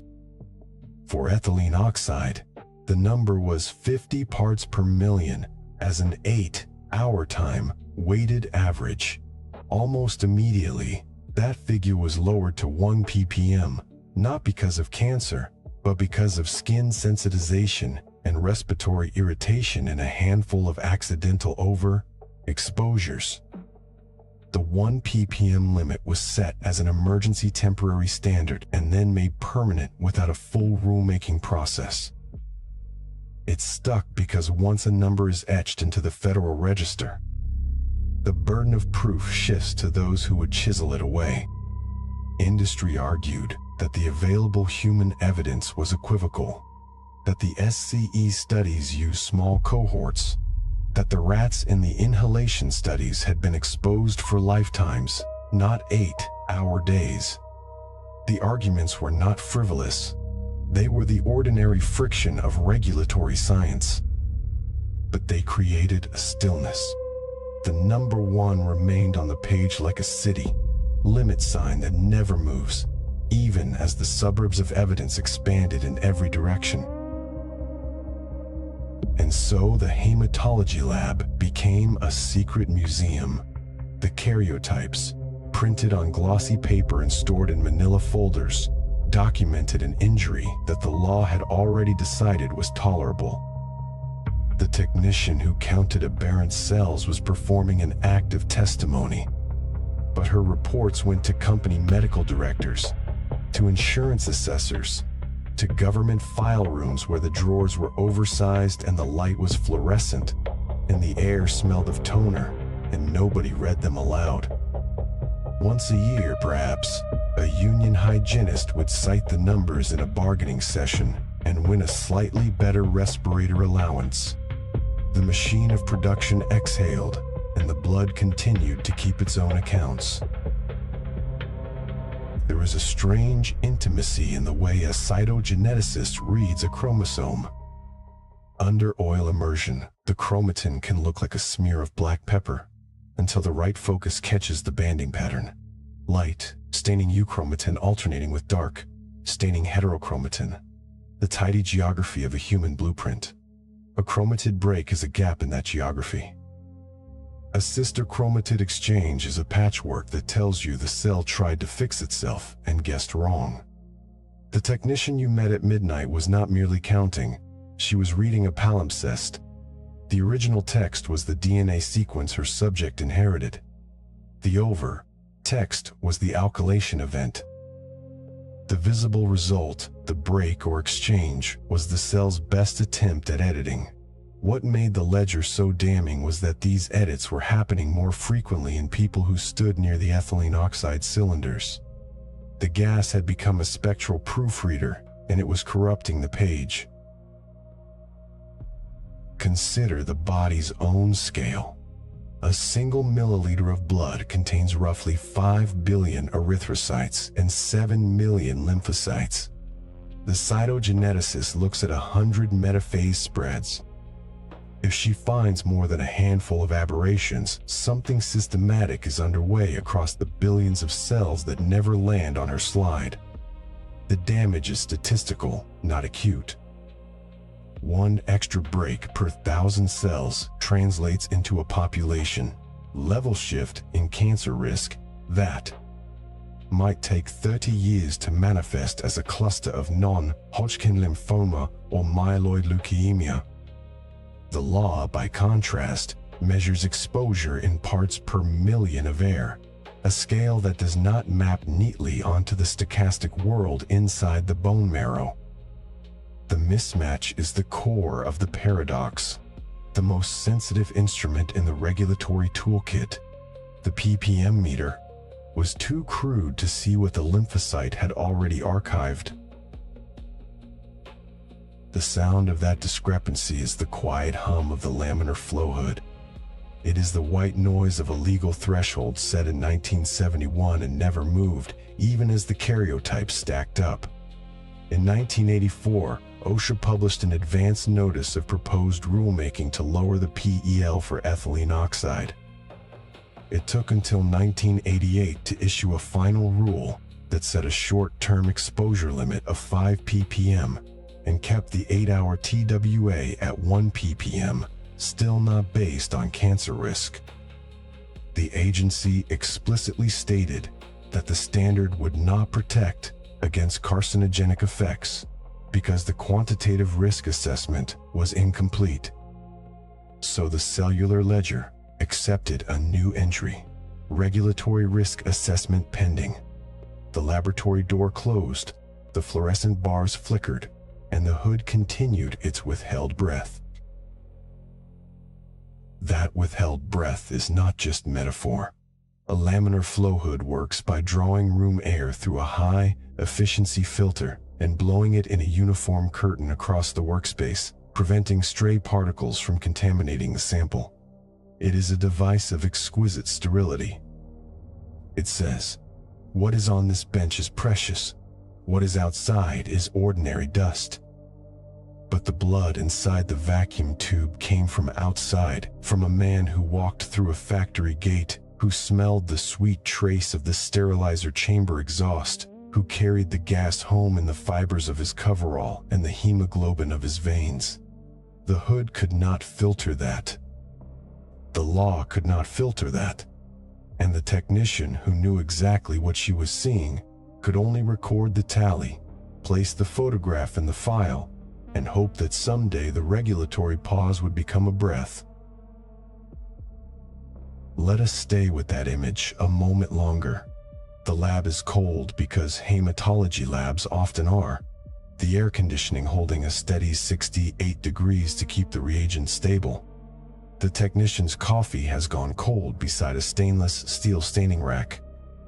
She has counted 73 metaphases tonight. The standard protocol requires 100. In the next 30 spreads, she will find 3 more dicentric chromosomes, a ring, and a quadriradial figure that looks like a tiny asterisk. She will write the numbers in a column, and in the margin she will jot a question, not a cry of alarm, not a declaration of outrage, just a small note, perhaps, check exposure history. That note is the archive's quietest voice. It is the sound of a person whose job is to count the body's injuries, realizing that the ledger is out of balance, and that the external world has not yet opened its own books. The year outside is 1977.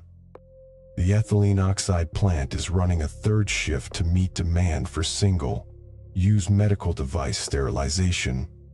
The tanks of oxyfume 1-2 are being warmed to release their sterilizing vapor. The workers who gave blood earlier in the week are now back on the line, stacking cardboard boxes of sterile syringes stamped with a green star. They do not know their chromosomes are being read by a woman in a quiet room 40 miles away. They do not know they are the opening clause of a long legal argument that will not be settled in their lifetimes. And they do not know that the sweet odor that sometimes clings to their skin is the same molecule that has alkylated a few guanine residues in their bone marrow, a chemical signature that no shower can remove.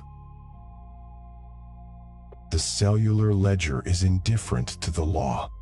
It will keep its accounts until the body settles them, one way or another. The chapter's last image is not a conclusion. It is a question that the next hour of the story will take up.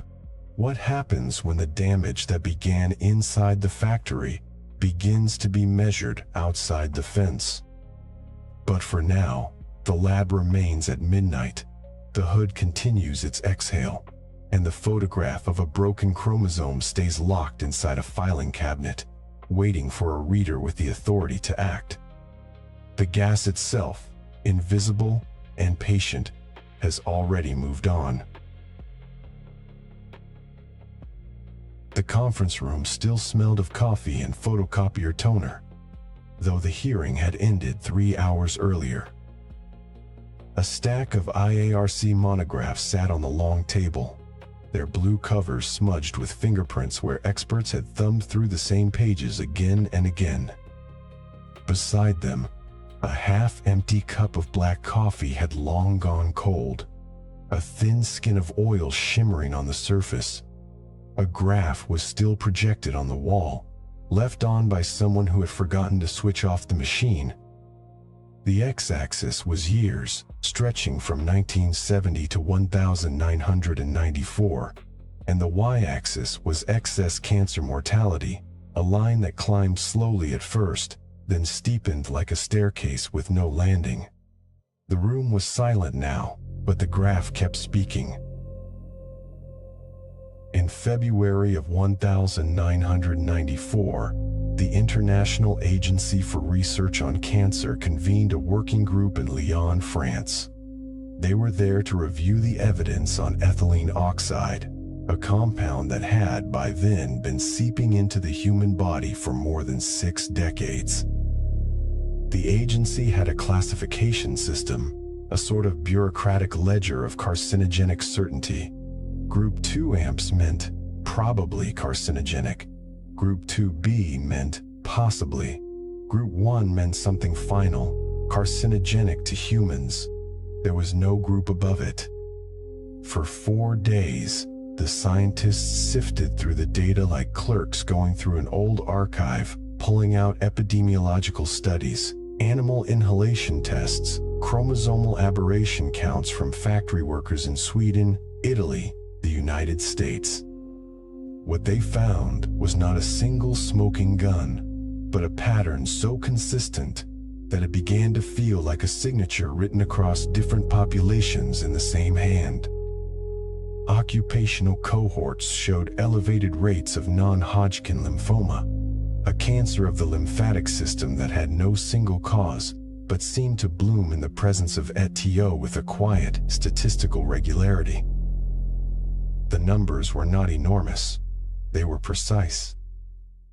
In the world of epidemiology, precision matters more than drama. The working group voted.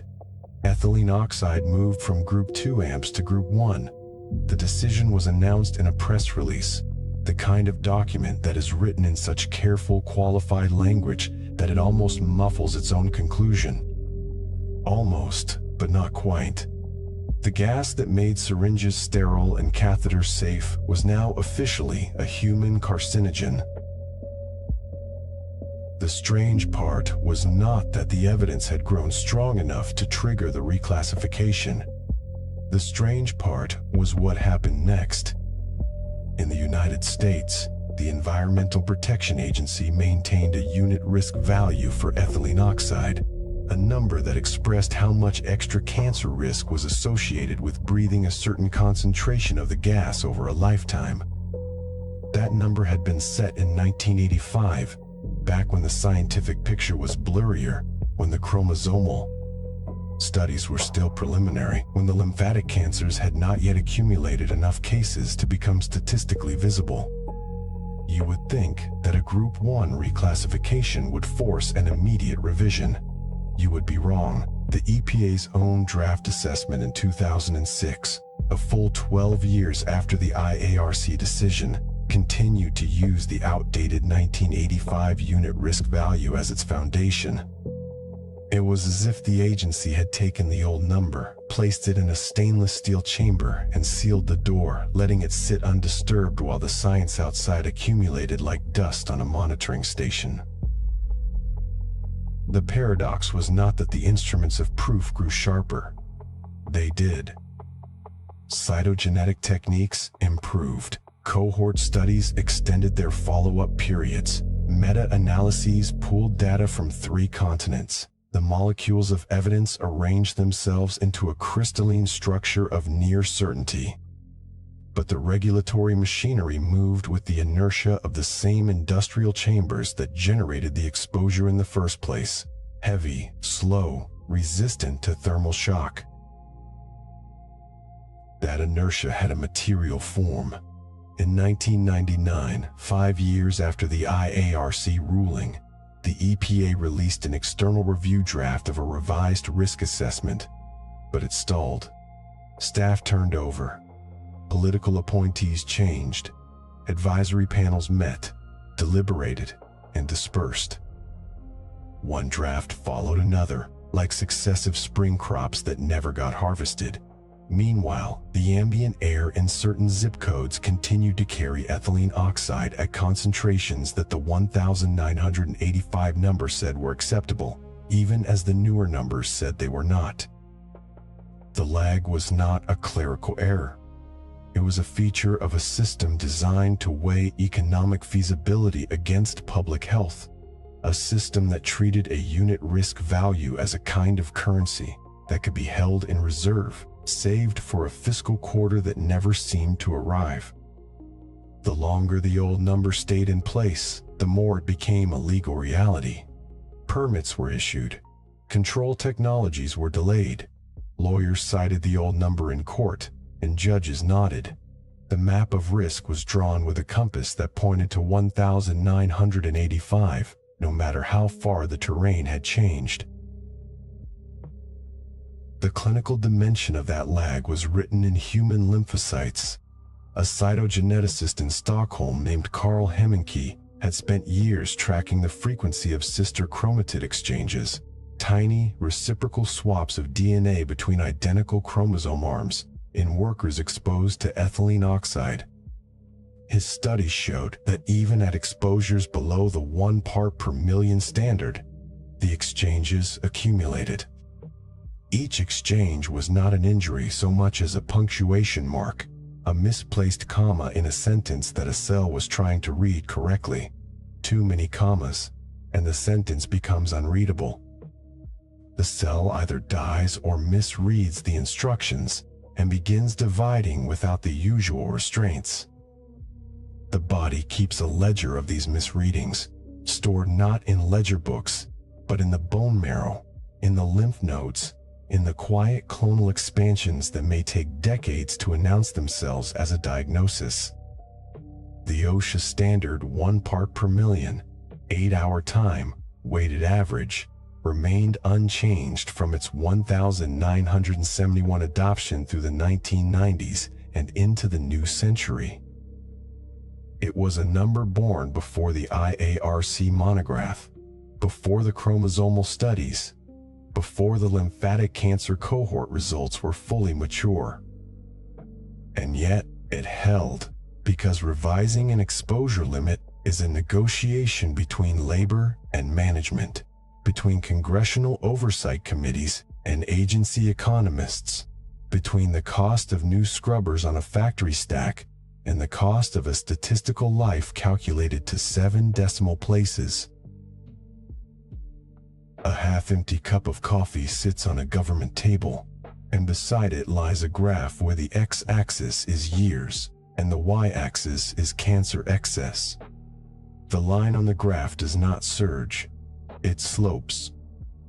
It rises with the same patient indifferent progression as a sterilizer chamber, warming up to 130 degrees Fahrenheit, a temperature that will kill every living thing on a scalpel blade but leave the steel unchanged. The bureaucratic process mimics that chamber. It seals the evidence inside, applies heat and pressure and time, and waits for something to happen. The difference is that a sterilizer is designed to kill, while the regulatory process is designed to survive, designed to absorb new information without shattering, to delay action until the weight of evidence becomes so heavy that the chamber door must be opened no matter what the cost. So the door remained closed.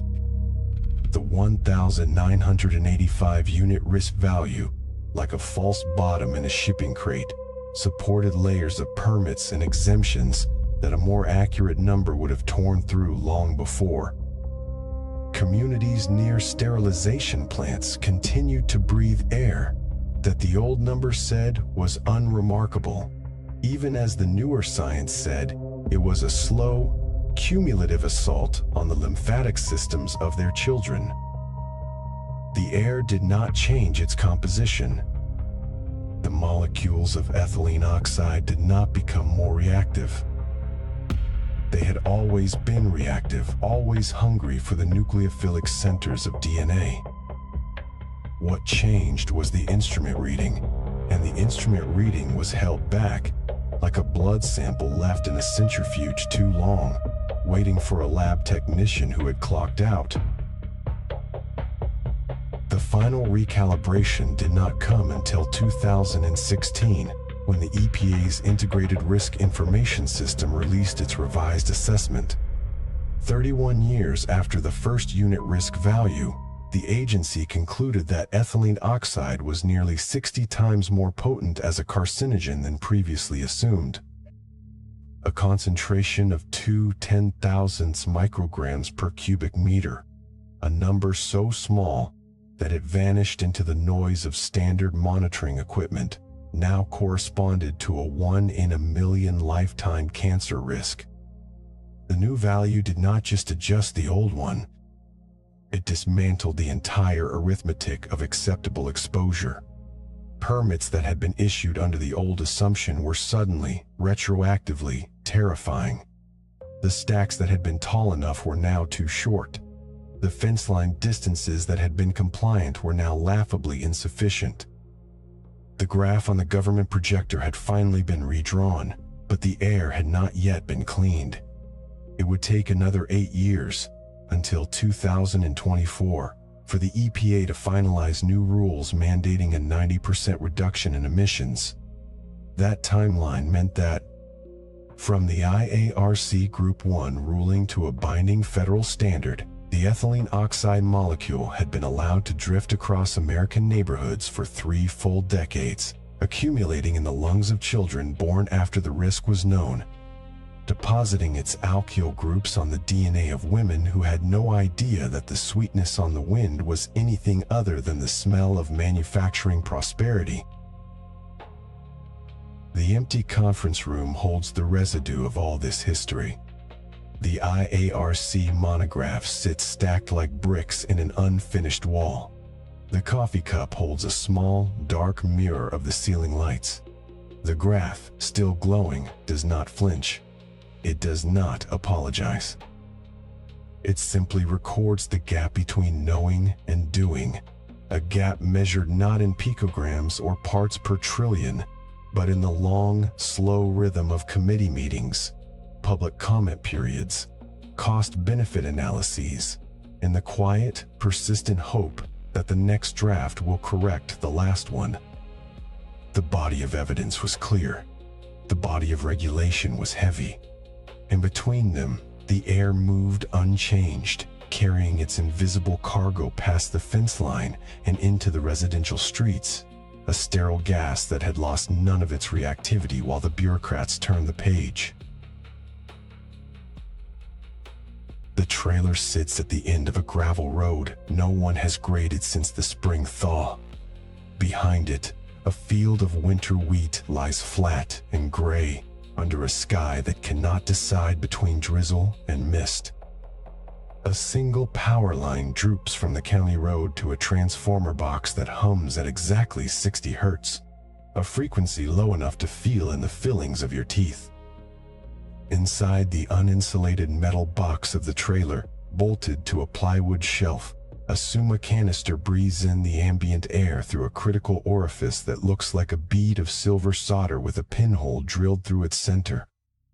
Every 24 hours, a solenoid clicks, the canister's valve rotates a quarter turn, and a new lungful of atmosphere is captured into an electropolished stainless steel vacuum. The canister is 6 inches tall, inert, scrupulously clean. Inside it, the gas molecules of a whole landscape arrange themselves into a chemical signature no human nose will ever read. The device is not a monitor in the way a smoke detector is a monitor. It does not alarm. It does not display. It simply collects. And the collection must be driven 90 miles to a laboratory where a gas chromatograph will tease apart the invisible cargo into retention times and peak areas. Only then, weeks later, will a number appear on a spreadsheet, a concentration expressed in parts per billion, a figure that will almost certainly be reported as non-detect. The reason for the non-detect is not that the air is clean. The reason is that the instrument was never designed to find the thing we now know we should have been looking for. Consider the arithmetic of risk, which is really an arithmetic of sensitivity. In the years leading up to 2018, the best available compendium method for volatile organic compounds in ambient air, to 1,5, as it was called in the gray-bound manuals of the Environmental Protection Agency, could reliably quantify ethylene oxide down to about 0.2 parts per billion, sometimes 0.5, depending on the humidity, the column phase, the cleanliness of the inlet liner. A part per billion is a single drop of ink dissolved in an Olympic swimming pool. It sounds vanishingly small, and it is.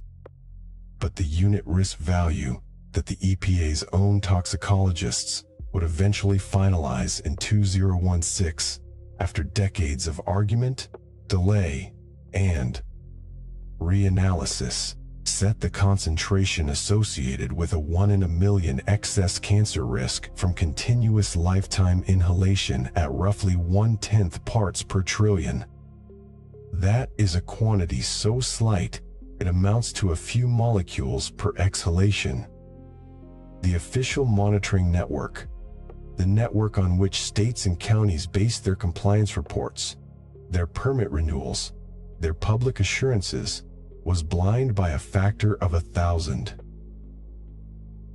A 1,000-fold gap is not a margin of error. It is an epistemological canyon. It means that a factory stack could release ethylene oxide continuously for 30 years, that the plume could rise on thermal buoyancy, catch a prevailing wind, and spread itself across 100 miles of prairie and subdivision, and the ambient data would still read 0. Legally, 0. Physically, an accumulating dose carried on every breath of every child who pedaled a bicycle through that subdivision, every jogger, every pregnant woman opening her window on a spring evening. The gas was absent from the paperwork and present in the blood. The law had no category for it. The air, of course, did not care about categories. Part of the strangeness lies in the molecule's atmospheric manners. Ethylene oxide is not like the volatile organics that photolyze in a few hours under midday sun.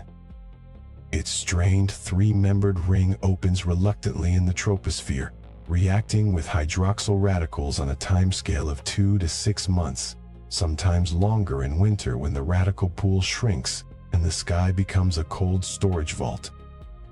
2 to 6 months is an eternity for a parcel of air moving at 10 or 15 miles an hour. It crosses state boundaries. It crosses watersheds.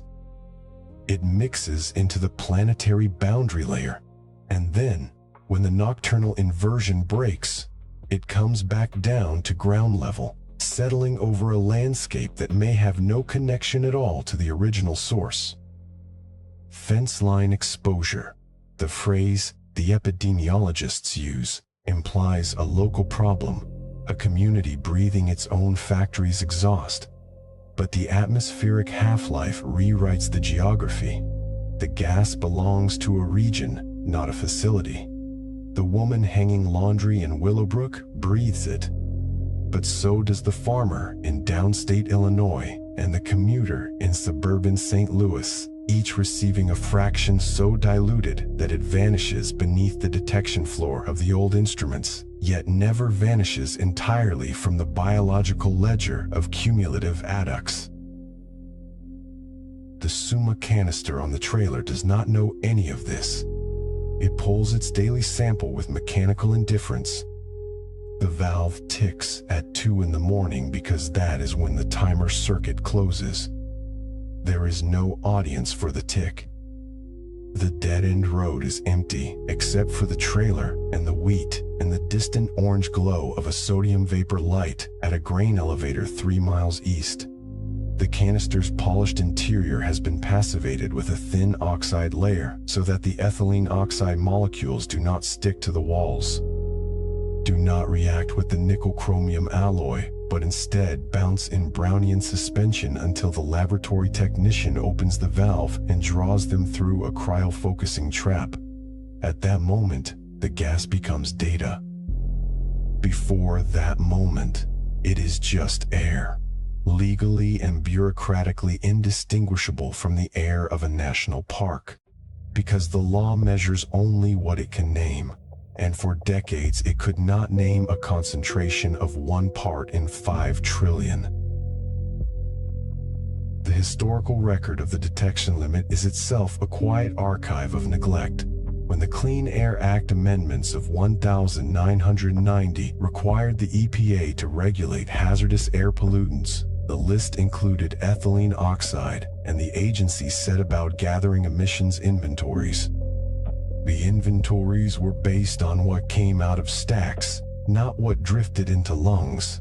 Stack testing had its own limits, but at least the concentrations were high enough to measure. Ambient air was a different problem. The early attempts to monitor fence-line communities in the 1990s and 2000s used sorbent tubes packed with charcoal and solvent extraction, methods that could not distinguish ethylene oxide from background interferences at the low parts per billion level. Later, the Summa canister approach improved selectivity, but not sensitivity. The EPA's own research branch, the Office of Research and Development, knew as early as the 1980s that the cancer potency of ethylene oxide was far higher than the original 1985 assessment had assumed.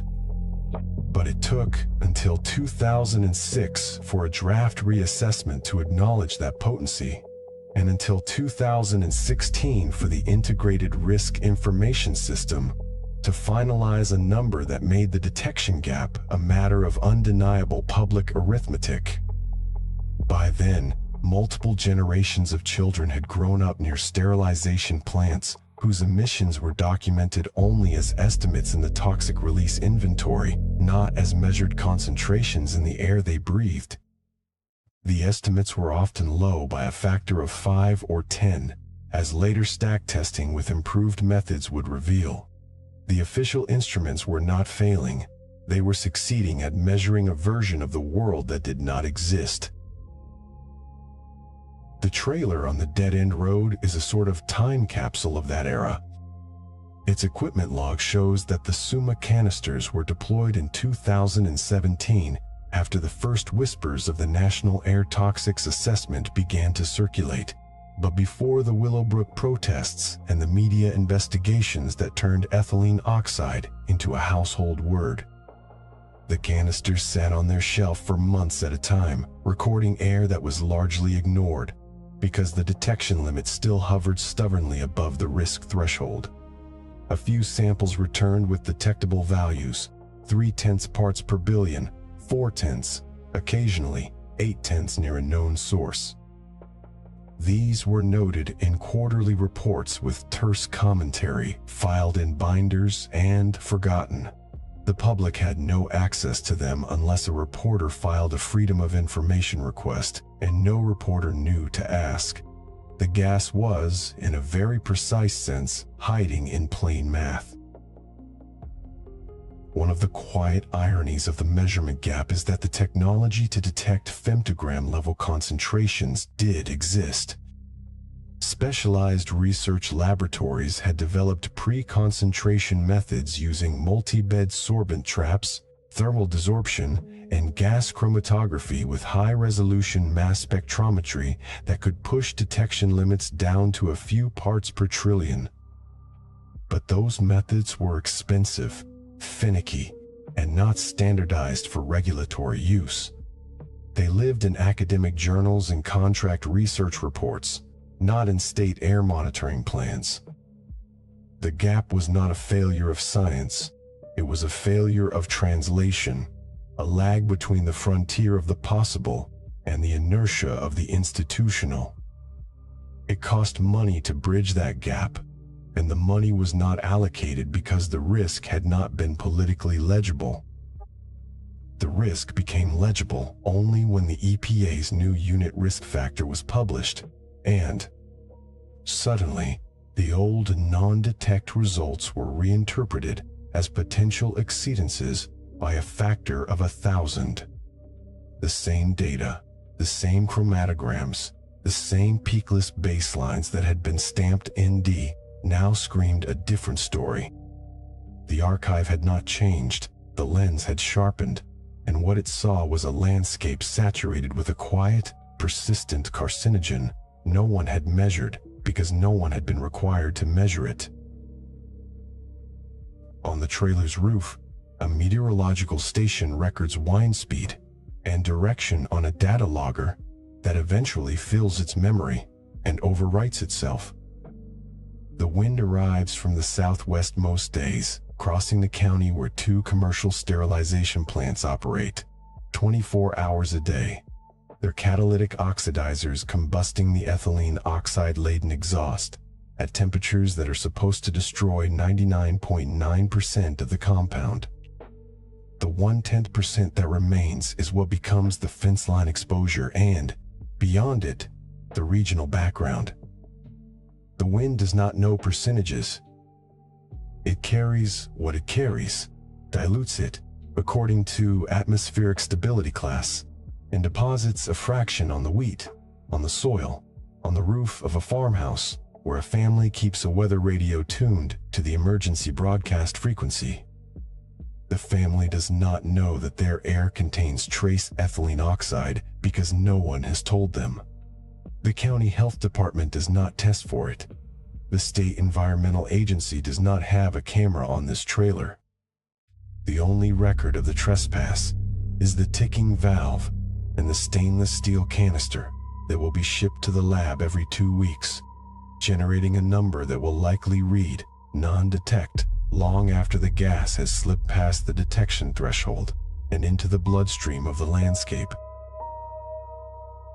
Consider the word background. In air pollution science, background is the concentration that exists independently of a local source, the atmospheric residue of all sources near and far. For ethylene oxide, the background is partly natural. The body makes it, the soil microbes produce it, and partly the accumulation of a century of industrial use.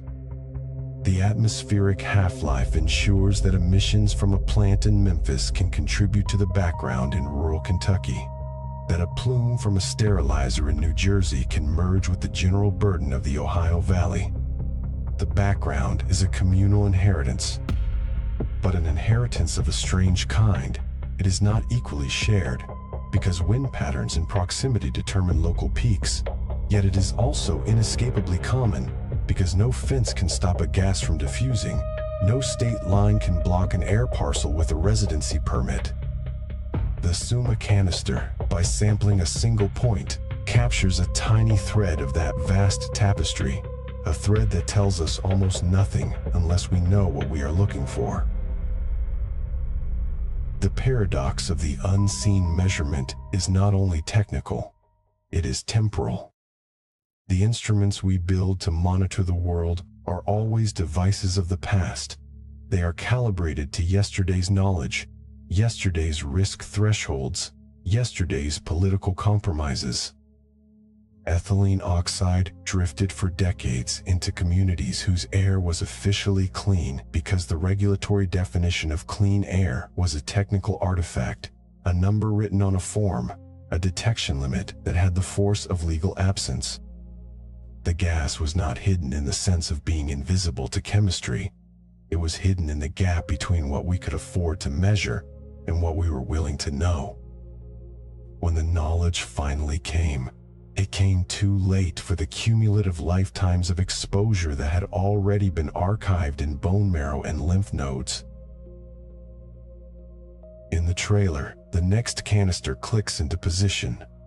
The night air passes through the orifice, and somewhere within the electropolished sphere, among the nitrogen and oxygen and argon and carbon dioxide, a few molecules of ethylene oxide tumble in the dark.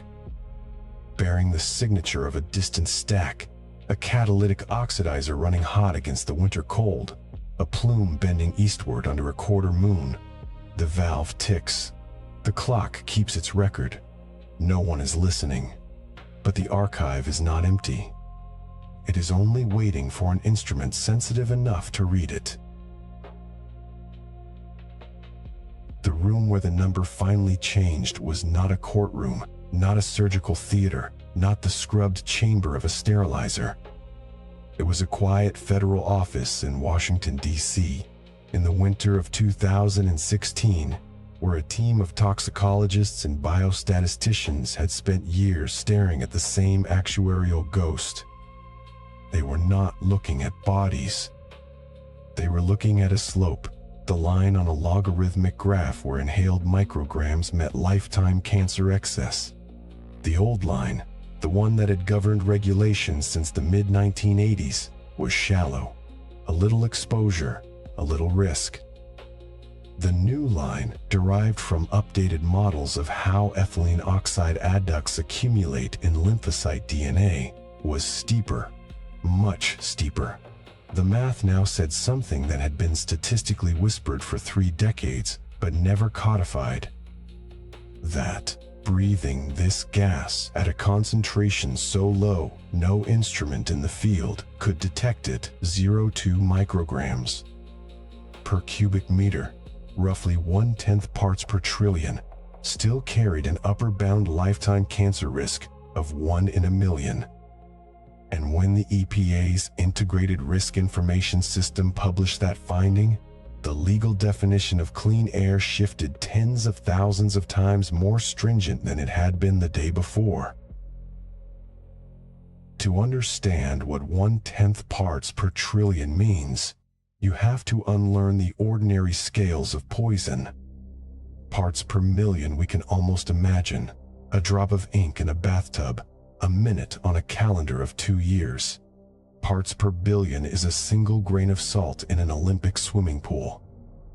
Parts per trillion is 1 grain of salt in 1,000 such pools, or a second in 32,000 years. It is not a concentration that registers on any human sense. You cannot smell it, taste it, see it as a spectral residue on a pane of glass. It is an absence that is also a presence, a chemical fact that exists only in the abstract space of a gas chromatograph's printout, a peak so small that for decades it was dismissed as baseline noise. And yet, according to the new assessment, that is the atmospheric weight at which the sterile gas begins to write its signature into the marrow of a population, one alkylated guanine base at a time. The laboratory balance that sits on a granite table in the EPA's research annex in North Carolina is a device of excruciating precision. It can weigh a thumbprint's worth of gas. If you could lay a thumbprint of pure ethylene oxide onto its pan without the stuff vanishing into the air. The balance is enclosed in a glass case to prevent drafts, because the exhalation of a technician standing too close would send the readout spinning. Its manufacturers calibrated it to measure the mass of a single eyelash, about 50 micrograms, with an error smaller than the weight of a pollen grain. When the toxicologists ran their exposure models, they were not weighing eyelashes, they were measuring the mass of the risk itself, the invisible ledger entry that converts a molecule into a probability. A 1 in a million cancer risk, spread over a population of 100,000. People breathing the same air for a lifetime is not an abstraction. It is a cold actuarial assertion that 10 of them will develop a malignancy because of that air, and no one can tell you in advance which 10 they will be. The pushback came, as it always does, from the manufacturers of sterile necessity. Their argument was not that the science was wrong exactly, but that the science was impractical. The detection limit of the best routine ambient air monitors was still around 0.2 parts per billion, 2,000 times higher than the new risk threshold. How do you regulate something you cannot reliably measure outside a research laboratory? How do you redesign a sterilization plant's exhaust system when the goalpost has moved from visible steam to a phantom only a mass spectrometer can find? The industry's trade association filed detailed comments running to hundreds of pages.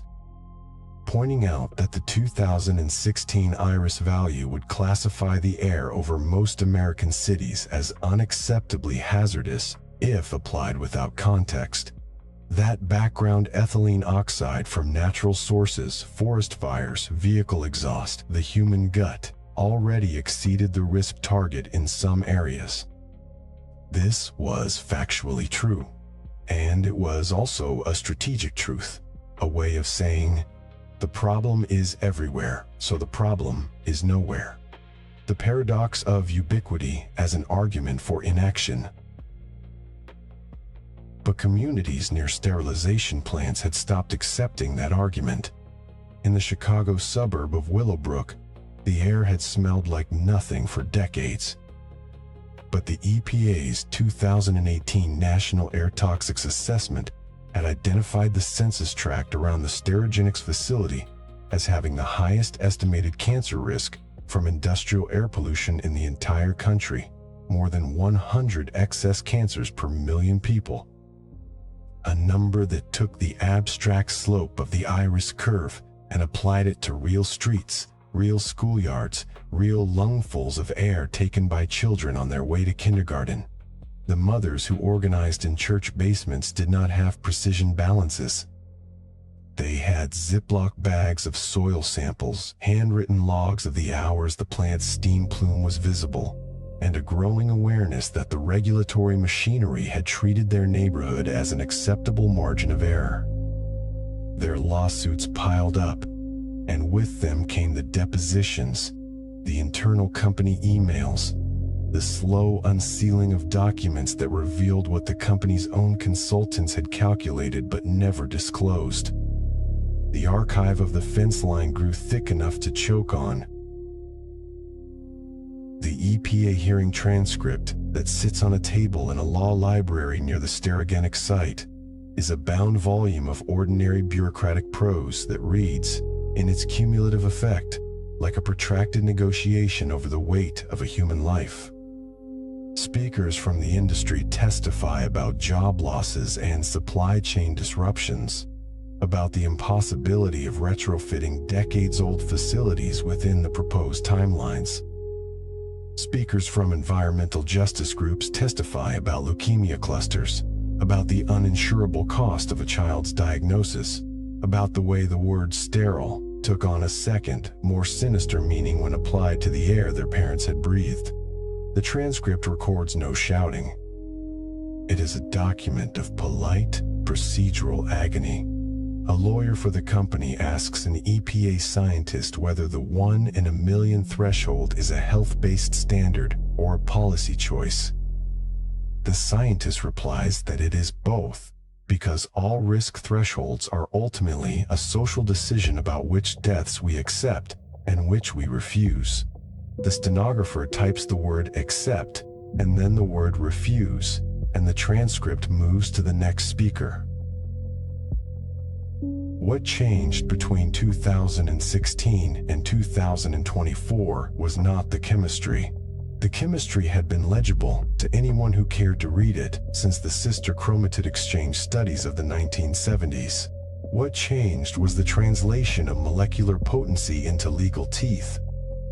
In April 2024, the EPA finalized a rule under the Clean Air Act that required every commercial sterilizer in the United States to reduce its fugitive ethylene oxide emissions by more than 90% within 2 years. The rule mandated continuous emissions monitoring on every chamber exhaust, verified afterburners operating at a minimum temperature and residence time, and negative pressure work areas that would prevent indoor gas from wafting out through loading dock doors. For the first time, the law acknowledged that the sterile gas's harm was not a matter of acute poisoning, but of chronic, fugitive exposure, the slow accumulation of parts per trillion over a lifetime, the kind of harm that does not announce itself with a coughing fit or a chemical burn, but with a diagnosis 20 years after the exposure window has closed. The technological pivot required was not trivial. It meant that the sealed industrial ritual described in earlier chapters, the deep vacuum cycles, the heated aeration cells that off-gas residual ethylene oxide from plastic and rubber, had to be enclosed within yet another seal, a building-wide envelope that captured every stray molecule before it could reach the outdoor air. Engineers designed cryogenic condensation loops that froze ethylene oxide out of exhaust streams at minus 130 degrees Celsius, collecting the liquid in stainless steel dewars that glinted under the plant's fluorescent lights like relics from a spaceship. They installed catalytic oxidizers that shattered the epoxide ring into carbon dioxide and water at temperatures above 800 degrees, a deliberate unmaking of the molecule's strained geometry, a final severing of its chemical ambition.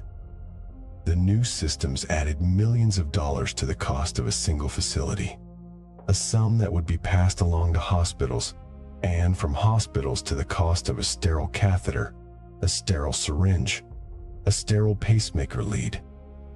The price of a 1 in a million risk, it turned out, could be calculated not only in lives saved, but in dollars per unit of medical care.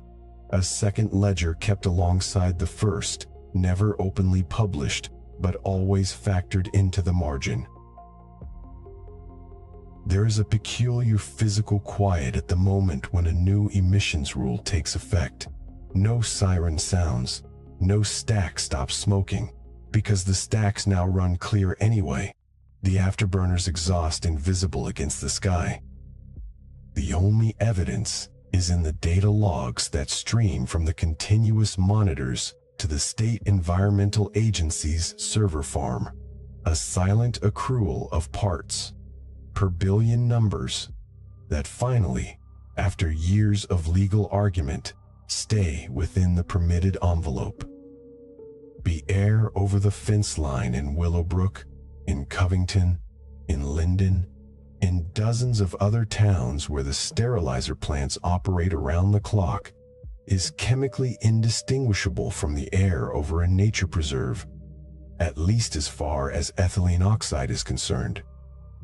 The monitors still cannot read 1/10 parts per trillion in real time, but they can read the 1 part per billion action level that serves as a surrogate, a bright line drawn in the statistical fog to indicate that the system is working. The gap between the enforceable limit and the irreducible risk remains, a permanent blur that no rule can resolve, because no rule can mandate a zero-exposure world. The strangest part of the 2024 rule is not that it finally arrived, but that it arrived at a moment when the human body's own internal production of ethylene oxide was already well documented. Every one of us, as we sit in the quiet of a room or walk down a street, carries a steady state concentration of ethylene oxide in our exhaled breath, produced by lipid peroxidation in the liver and by the metabolic activity of intestinal bacteria. The body makes its own sterile gas at levels that, scaled up to the whole organism, can sometimes exceed the ambient air concentration that the regulators now classify as a cancer risk. This is not an argument for dismissing the risk. The body also produces formaldehyde, another endogenous carcinogen, and no one suggests that industrial formaldehyde emissions are harmless. But it is a complication, a reminder that the boundary between what is natural and what is industrial is not a line drawn by a chemist in a ledger, but a continuous gradient across which molecules move without passport or customs stamp. The sterile gas is inside us already, a quiet metabolic whisper that predates Wurtz's 1859 synthesis by several 100 million years of evolution. What industry did was amplify that whisper into a chronic public dose, and what the EPA did in 2024 was turn the volume down, knowing that it can never be turned off entirely. On the day the final rule was signed, A technician at a sterilization plant in Georgia wiped frost from the condensation coil of the new emissions capture system and looked at her reflection in the curved stainless steel. She was not thinking about the abstract weight of a 1 in a million cancer probability. She was thinking about the kindergarten half a mile away, which her own daughter had attended, and about the years when the exhaust stack had released its invisible plume with nothing but a catalytic converter that was, by modern standards, laughably undersized. The air over the kindergarten now was the same air that had always been there, but the legal meaning of that air had changed, and with it the probability written into every child's dividing lymphocytes. The coil kept frosting, because the system was working, condensing parts per trillion into liquid drops that would be sent for thermal destruction. The drops glistened under the work light, a concentration of what had once been dispersed, a small reversal of the dispersal that had begun a century ago in a warehouse full of cardamom sacks and had spread, inexorably, into the wind. The EPA hearing transcript open beside that laboratory balance does not record this moment. It records only the arguments that made it possible, the long verbal struggle to translate a probability into a prohibition. The balance, under its glass dome, holds no sample today. It is at rest, its digital display showing 0 to 5 decimal places, but the weight of a cancer probability cannot be zeroed out. It can only be reduced, one facility at a time, one afterburner at a time, one regulatory finding at a time. The parts per trillion reckoning is not a conclusion. It is a new baseline, a lower whisper from which further questions will spiral. The sterile gas, having been let loose into the common air, cannot be recalled to its flask. The best we can do is measure what we cannot see, and act on a number that has no smell, no taste, no color, no immediate consequence, only the slow, patient signature that appears in the cellular records decades after the exposure has faded into memory. The archive does not close. It simply adds a new page, thinner than the one before. The frost came first as a whisper, a crystalline bloom that crept across the stainless steel coils inside the test bay before anyone had poured their morning coffee.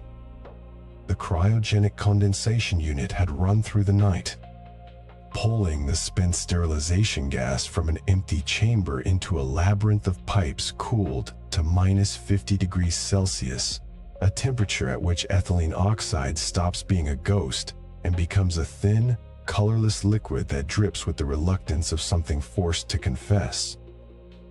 In the quiet hum of the facility, the only sound was the soft ticking of expansion valves and the occasional crack of ice releasing its grip on metal. A technician named Miriam Aldridge, 29 years old and born 3 miles from the plant, walked the catwalk at 7:15 a.m. With a thermal scanner and a logbook, her breath visible in the refrigerated air, she wiped a palm across the frost on the largest condenser, clearing a small oval window of polished steel, and saw her own reflection, featureless and pale, staring back at her. Beyond the reflection, beyond the insulated walls and the truck bays and the perimeter fence, stood a kindergarten built in 1962, its playground equipment glazed with the same February cold. She thought of it without wanting to, a habit she could not trace to any single moment, and then she recorded the temperature in the logbook and moved on. The unit she inspected represented something new. For the better part of a century, commercial ethylene oxide sterilization had operated on a simple thermodynamic principle: raise the temperature, pull a vacuum, inject the gas, hold, evacuate, flush with air. What exited the chamber during the final flush passed through a rudimentary catalytic converter, or, in earlier decades, simply rose through a roof vent and into the unmonitored sky. The gas was invisible, and its sweet, ether-like scent dispersed rapidly, and so its departure seemed complete. The new system, by contrast, was designed to capture what had always been allowed to leave. Cryogenic condensation took advantage of the fact that ethylene oxide, unlike nitrogen or oxygen, condenses into a retrievable liquid at a comparatively mild 10.4 degrees Celsius.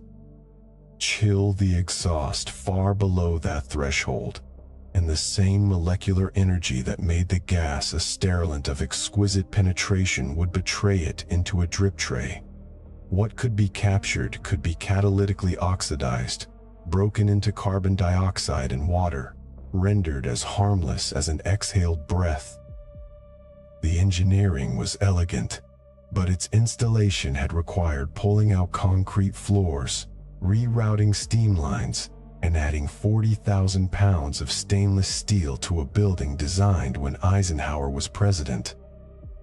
The price tag for this single plant, multiplied across the continent, was a number that began to look like the budget of a small city. That the industry was spending the money at all was not a story of voluntary foresight. It was a story of epidemiology, activism, and a stack of scientific monographs that began accumulating in the 1970s when cytogeneticists noticed that the white blood cells of factory workers held a surplus of broken chromosomes. For decades, the regulatory machinery had turned with the inertia of heavy steel, leaving the legal limit for worker exposure frozen at 1 part per million, a value borrowed from an era when ethylene oxide was still being sprayed onto sacks of nutmeg and tobacco. Then, between 2016 and 2018, two things happened that changed the arithmetic. The U.S. Environmental Protection Agency's long-delayed reassessment of ethylene oxide's carcinogenic potency concluded that the gas was nearly 60 times more dangerous at low concentrations than previously assumed. And the National Air Toxics Assessment identified census tracts where the lifetime excess cancer risk from airborne ethylene oxide exceeded 100 in a million, ranking it as the country's single largest industrial air carcinogen. In Willowbrook, Illinois, a suburb barely 20 miles from the loop, residents discovered that the air they had breathed for years carried a risk signature higher than almost any other American neighborhood, and they did what polite communities rarely do. They stood in the street. They filed lawsuits. They refused to accept the mathematics of acceptable harm. The plant that had sterilized millions of surgical kits for the region's hospitals was shut down by state order, and the shock of that closure traveled through boardrooms across the country with a quiet voltage that felt, to those inside the industry, like a tectonic shift no one had seen coming. The pivot, therefore, was not purely technical. It was a scrambling recalculation of corporate liability, public relations, and engineering feasibility, crammed into a narrow window of consent decrees and new EPA rules that would ultimately require commercial sterilizers to reduce their emissions by more than 90% within 2 years. By 2023, a consortium of leading device manufacturers and contract sterilization firms had committed to retrofitting existing facilities and designing new plants with closed-loop gas recovery systems, continuous emissions monitoring, and secondary containment vessels that could hold the entire charge of ethylene oxide in the event of a leak.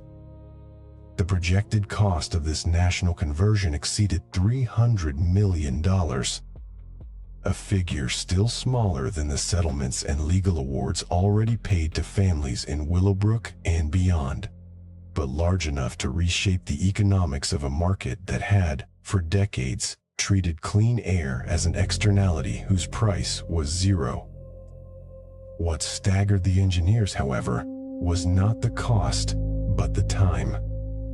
A single large ethylene oxide sterilizer chamber can take 9 months to fabricate, 6 weeks to validate biologically, and another month to integrate with a new cryogenic capture system before it is permitted to process a single catheter. Multiply that by the hundreds of chambers operating across the United States, and the realistic timeline for full transition stretched to a decade. The kind of duration in which a child born on the day of the Willowbrook protests would be entering 4th grade by the time the last uncontrolled vent was sealed. That long decade mattered because the technical problem was deeper than the smokestack.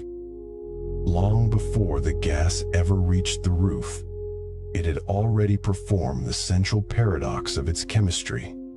A paradox that had been hiding in plain sight since the 1940s, when Army researchers first watched anaerobic spores die inside sealed vessels. Ethylene oxide sterilizes by alkylation. Its strained 3-member ring opens with a quiet thermodynamic sigh and attaches itself to the amino, sulfhydryl, and hydroxyl groups that stud the surfaces of proteins and nucleic acids, disrupting the molecular machinery of bacteria, viruses, and fungi with a ruthlessness that is almost indifferent. A microorganism exposed to sufficient concentration and humidity simply ceases to replicate, its DNA cross-linked into inert tangles. This same exquisite reactivity, which allows the molecule to slip into the microscopic lumens of a cardiac catheter, into the dead-end channels inside a pacemaker lead, into the porous matrix of a surgical sponge, and into the folds of a polymer drape as easily as water fills cracked earth, makes it the only sterilization method that can penetrate complex, heat-sensitive devices without warping their plastic housings or corroding their metal contacts. Alternatives exist, more of them now than ever before. Vaporized hydrogen peroxide can sanitize broad surfaces, but cannot reliably travel the length of a 10-centimeter narrow-gauge tube. Ozone is a powerful oxidant, but embrittles natural rubber and accelerates the degradation of certain adhesives. Electron beam radiation and gamma radiation are fast and residue-free, yet they can alter the tensile strength of polypropylene and cause ionizing damage that changes the color and flexibility of silicone. For the tens of millions of devices with tortuous internal geometries, layered packaging, and materials that will not tolerate heat, moisture, or high-energy photons, ethylene oxide remains the single non-negotiable sentinel of sterility. The global medical device market, valued at over $500 billion annually, cannot function without it, and no single substitute has emerged that can replicate its combination of penetration, low-temperature operation, and material compatibility. This was not a failure of imagination. It was a reflection of the fact that the molecule had been chosen so many decades ago, precisely because it could go where nothing else could reach. The slow, sterile pivot of the 2020s was an attempt to solve the problem of the stack without acknowledging, at least not loudly, that the stack was only the most visible symbol of a more pervasive diffusion. The same molecular trespass that allowed ethylene oxide to kill spores inside a sealed tray also allowed it to dissolve into the polymer chains of the device itself after sterilization was complete. Polyvinyl chloride, polyurethane, polyethylene, these materials are not inert walls but semi-permeable matrices, and once the gas had inflamed its way into their intermolecular spaces, it did not leave quickly. Even after the post-sterilization aeration cycle, a heated, forced air purge lasting 12 to 24 hours, designed to accelerate off-gassing, residual ethylene oxide remained physically absorbed, bound by weak van der Waals forces that did not register in the visible world but could be measured by gas chromatography. The international standard ISO 109937 set strict limits on residual ethylene oxide and its byproduct, ethylene chlorohydrin, in medical devices, based on acute toxicological endpoints and the estimated daily exposure from multiple device contacts. Those limits, however, had been calculated for a patient who might receive a single catheter or a single surgical kit, not a premature infant whose entire body weight was monitored in grams and whose bloodstream would be accessed by lines that had been sterilized in bulk and stored in polyethylene pouches that continued, day after day, to release trace quantities of the same molecule seen as a carcinogen in ambient air. The outgassing did not announce itself. There was no sweet smell, because the concentrations were far below the human olfactory threshold, which for ethylene oxide lies somewhere around 700 parts per million.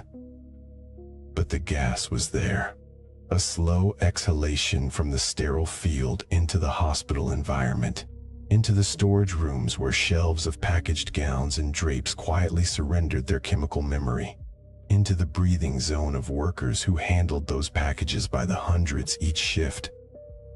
A handful of environmental health researchers, by the early 2020s, had begun placing passive samplers in hospital central supply departments, and they found levels of ethylene oxide that, while low in absolute terms, measured in parts per billion, were not zero, and were not accounted for in any regulatory framework, because they occurred not at the point of emission but at the point of use, in the heart of the clinical space that the gas had supposedly made safe.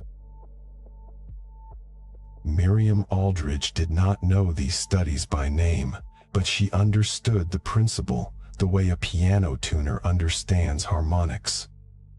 After years of working with the machines, she could sense the residue without an instrument. Sometimes, when she opened a freshly aerated load of tracheostomy tubes in the quality control room, her eyes would water for no reason she could identify. The company's health and safety officer had told her it was probably an allergic reaction to the silicone lubricant, and she had accepted that answer because it was easier than asking a different question. Now, standing beside the new cryogenic condenser, she watched the frost regrow over the oval she had wiped clean, and she thought about the kindergarten half a mile away, where her nephew had learned to count to 20 earlier that winter. The condenser was working. The test run that night had captured just over 94% of the ethylene oxide that a year earlier would have risen through the roof stack and joined the regional airshed, dispersing across 200 miles on the back of a prevailing wind that cared nothing for census tracts. 94% was not perfect, but it was better than zero, and the EPA would accept it if the remaining 6% passed through a catalytic oxidizer that glowed at 800 degrees Celsius and cracked the molecule into carbon dioxide and water. The numbers looked clean on the spreadsheet. The compliance report would be filed before the end of the quarter. And yet, as she packed up her thermal scanner and descended the catwalk stairs, she could not shake the sense that the pivot was less a resolution than a renegotiation, a new treaty between the present and the future whose long-term terms had not yet been written. The history of industrial chemicals is full of such moments. Moments when a technology that seemed to have reached its final form is suddenly revealed to have been a draft all along. In the 1920s, entomologists at the United States Department of Agriculture had tested ethylene oxide as a fumigant for grain and tobacco, marveling that it could kill beetles and moths without leaving a visible residue. No one measured the invisible adducts binding to the proteins in the stored wheat. In the 1940s, Army researchers had sealed blood plasma bottles and surgical dressings inside steel chambers and watched the gas make them sterile without rust or water damage, and that miracle had been carried, after the war, into every major hospital on Earth, an unexamined blessing. Even after the 1994 declaration by the International Agency for Research on Cancer that ethylene oxide was a Group 1 carcinogen, with epidemiological evidence linking occupational exposure to lymphatic and hematopoietic cancers. The gas remained firmly embedded in the supply chain because its benefits were immediate, tangible, and life-saving, while its costs were probabilistic, statistical, and borne by populations that had never been asked for their consent. The pivot that finally began in the 2020s was not, in the strict sense, a moral correction. It was a material one, forced by the friction of angry communities and the slowly grinding gears of administrative law. But it would, in time, become a physical fact, a set of pipes and chillers and catalysts that altered the composition of the air beyond the fence line. Whether that alteration would be enough, and whether anyone would still be counting the excess cancers 30 years from now, were questions that belonged to the people who would inherit the archive. The cost of the pivot was easier to calculate than its meaning. Several $100 million for a single country's sterilization fleet, a decade of construction, validation, and regulatory review. A temporary squeeze on the supply of certain devices as chambers were taken offline for retrofitting, causing hospitals to stockpile inventory and manufacturers to scramble for backup capacity. These were the numbers that showed up in quarterly earnings calls and trade journal headlines. What did not appear in the ledgers was the price of the years during which the pivot had not happened. The cancers that would continue to emerge because the latency period for ethylene oxide-induced lymphoid malignancies can stretch across 2 decades, meaning that the air breathed in 2008 was still writing its final invoice in the bone marrow of those who had not yet felt a symptom. The molecule did not keep books, but the epidemiology did, and its quiet conclusion was that the pivot, however necessary, was also belated, a kind of temporal apology whose sincerity could only be measured by what came next. In the test bay, the cryogenic coils cycled off with a soft shudder, and the ice began to melt at the edges, forming droplets that ran down the steel-like tiers of an element that had been briefly contained. Miriam logged the final reading and closed her notebook. Tomorrow, the engineering team would run a full validation cycle, spore strips and all, and if the system passed, the plant would begin its slow march toward the 90% reduction target that the law now required. The kindergarten half a mile away was quiet at that hour, its classrooms still dark, its playground swings motionless. The air over the neighborhood was the same air that moved through the condenser, the same air that would carry whatever the condenser could not catch. And the difference between that air and the air of a decade earlier was, for now, a matter of parts per trillion, a ghost of improvement that could be read only by instruments calibrated to a sensitivity the previous generation had lacked. The pivot had turned, but its arc continued beyond the visible horizon into a future where the sterile gas would remain as tightly woven into the fabric of healing as a suture, and as difficult to remove without leaving a scar. Before she left for the morning, Miriam stood once more at the small oval she had cleared on the frost and looked at her own reflected face. The face stared back with the patient blankness of someone who has learned to live beside a risk that cannot be seen.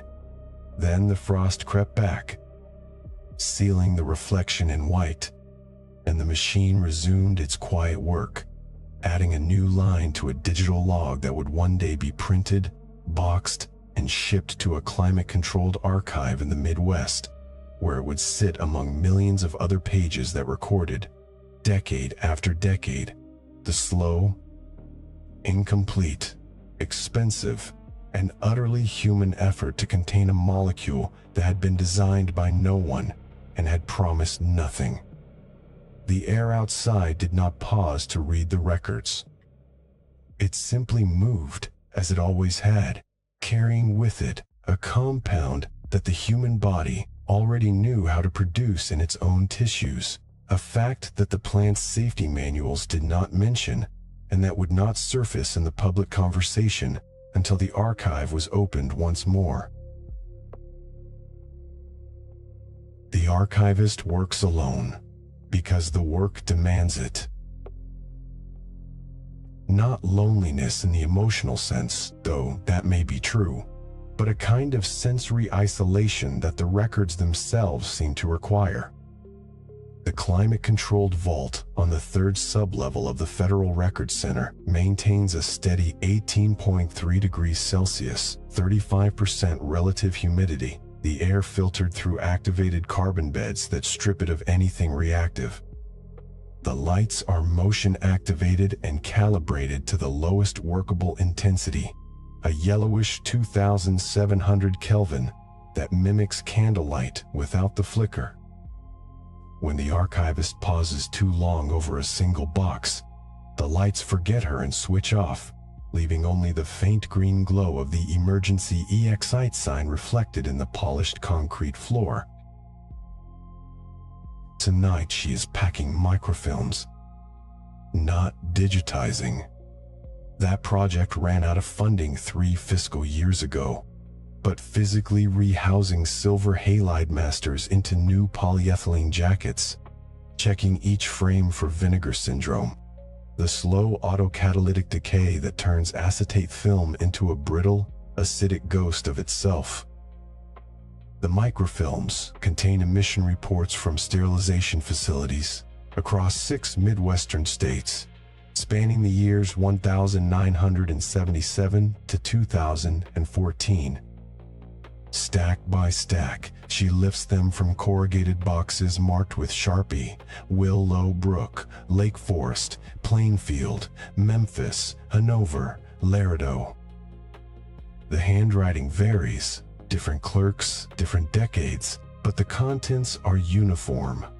Columns of numbers, parts per million, pounds per year, permit numbers. The bureaucratic sediment of an industry that has, until very recently, operated in a kind of atmospheric quiet. She pauses over a folder that contains not microfilm but paper. The original 1985 unit risk assessment for ethylene oxide, typed on a Selectric with a misaligned E that prints slightly above the baseline. Someone has stapled a yellow post-it to the cover sheet. The ink has faded to near invisibility, but under the desk lamp she can make out 4 words. Assumptions may be wrong. No date, no initials. A message from one functionary to another, or perhaps to no one at all. A note filed along with the document. It annotates, because the protocol required that nothing be discarded. The strange thing about ethylene oxide, she thinks, is not that it causes cancer. The International Agency for Research on Cancer settled that question in 1994, elevating it to Group 1, the top tier of certainty, alongside asbestos and benzene and ultraviolet radiation. The strange thing is that it has been doing so at some level since long before there were factories, since before there were humans, since before there was oxygen in the atmosphere at its current concentration. This is the fact that the emission reports do not contain, because emission reports are concerned only with what comes out of stacks and vents and vacuum pump exhausts. But the body itself manufactures ethylene oxide. Endogenous production occurs continuously in every human being, a byproduct of lipid peroxidation, the slow oxidative degradation of cell membrane fatty acids, and of the metabolic activity of intestinal flora, the trillion-strong bacterial civilization that inhabits the gut. Ethylene oxide forms when ethylene, itself a trace product of methionine oxidation and of certain bacterial fermentations, encounters reactive oxygen species in the warm aqueous medium of the body's interior. The epoxide ring closes. A molecule that should not exist spontaneously exists. The concentration is vanishingly low, orders of magnitude below what any industrial hygiene standard would consider actionable. But it is not zero. Every person alive carries a baseline adduct level in their hemoglobin, measurable as N-2-hydroxyethylvaline, AA, molecular signature that proves ethylene oxide has passed through the bloodstream and bonded to protein. The body keeps its own books, and the entry for ethylene oxide was made long before the first sterilization chamber was welded together. This endogenous production creates a problem for the epidemiologist, a problem that sits at the very foundation of what we can claim to know about risk. If every human being already carries an internal dose, then the additional burden imposed by ambient air exposure must be detected against a background that is not zero. The signal rises from noise that is biological, not instrumental. The boundary between natural and industrial exposure blurs, not because the industrial exposure is insignificant.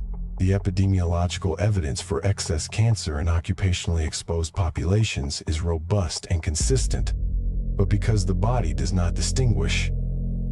The same hemoglobin adduct forms whether the epoxide originated in a catalytic oxidizer vent or in the peroxidation of linoleic acid in a hepatocyte membrane. The molecule arrives at the N-terminal valine of hemoglobin through the same electrophilic attack, the same strained three-membered ring opening to form a covalent bond. Chemistry does not ask about origin. The archivist has known this fact for years, but tonight it unsettles her in a way it has not before. Perhaps it is the hour. Perhaps it is the cumulative effect of thousands of emission reports, each one a numerical assertion that a facility was in compliance, that the pounds released fell beneath a threshold, that the dispersion modeling showed acceptable concentrations at the fence line. Acceptable to whom? And by what calculus? And over what span of years? These questions are not answered by the columns of numbers. They are the questions that the post-it note was trying to ask. She sets the 1,985 assessment aside and returns to the microfilms. The next box is labeled Lerdo 2001 to 2008, and the first spool shows a facility that sterilized single-use surgical kits bound for hospitals across the American West. The emission reports are monthly summaries: pounds of ethylene oxide purchased, pounds consumed in the sterilization cycle, pounds recovered by the acid water scrubber, pounds vented. The arithmetic never quite balances. A small discrepancy, 2 to 3% of throughput, appears in every report, annotated as fugitive emissions or process losses, or in one memorable entry from March 2003, simply unaccounted. The word sits alone in the margin, written in blue ballpoint. Unaccounted. As though the gas had decided to disappear, to slip out of the ledger and into the air of Laredo without permission. Of course, the gas did not disappear. Ethylene oxide has an atmospheric half-life of 2 to 6 months, depending on temperature, humidity, and the concentration of hydroxyl radicals available to oxidize it. A molecule released in Laredo in March can, by September, have traveled as far as Nebraska. It can have been diluted, partially degraded, transformed into ethylene glycol or formic acid by photochemical processes. But some fraction persists, and some fraction of that fraction reaches human lungs. And some fraction of that fraction forms adducts that are indistinguishable from the adducts that would have formed anyway. The question is not whether exposure occurs. The question is whether the additional cases of cancer attributable to that exposure can ever be statistically separated from the cases that would occur in its absence. This is the epistemological limit of population-scale risk assessment. At sufficiently low doses, the predicted excess is smaller than the natural variation in the background rate. The cancer exists, but its attribution dissolves. The archivist finishes the Laredo box and moves to Memphis. The hour has passed midnight. The motion sensor has forgotten her again, and she waves a hand to bring the lights back. In the brief darkness, she noticed that the cleanroom glove on the adjacent table, a single right-hand nitrile glove, size medium, sealed in its own polyethylene pouch, reflected the green exit sign with a faint luminescence, as though the glove itself were a source of light. The glove is not part of the archive. It was left here by a technician from the medical device division who visited last week to retrieve sterilization validation records for a 510 cream market notification. She had meant to return it but forgot, and now it sits beside the microfilm boxes like an exhibit entered into evidence.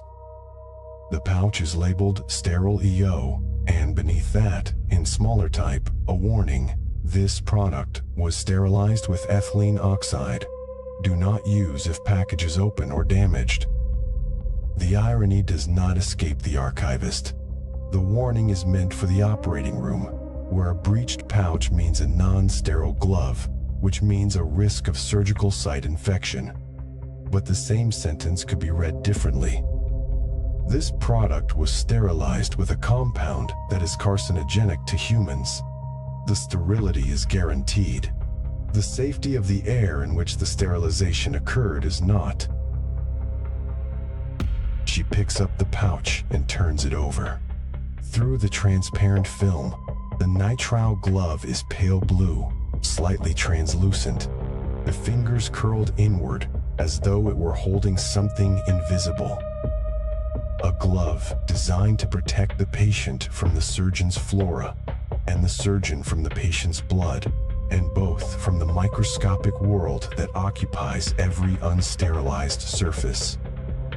It is an artifact of extraordinary functional precision, a membrane engineered to be impermeable to viruses and permeable to tactile sensation, flexible enough to allow microsurgical suturing, durable enough not to tear under tension. It can do none of these things without first passing through a chamber filled with ethylene oxide gas at precisely controlled temperature, humidity, and concentration. For precisely the duration required to achieve a sterility assurance level of 1 in a million, the probability that a single viable microorganism survives on the most contaminated unit in the batch.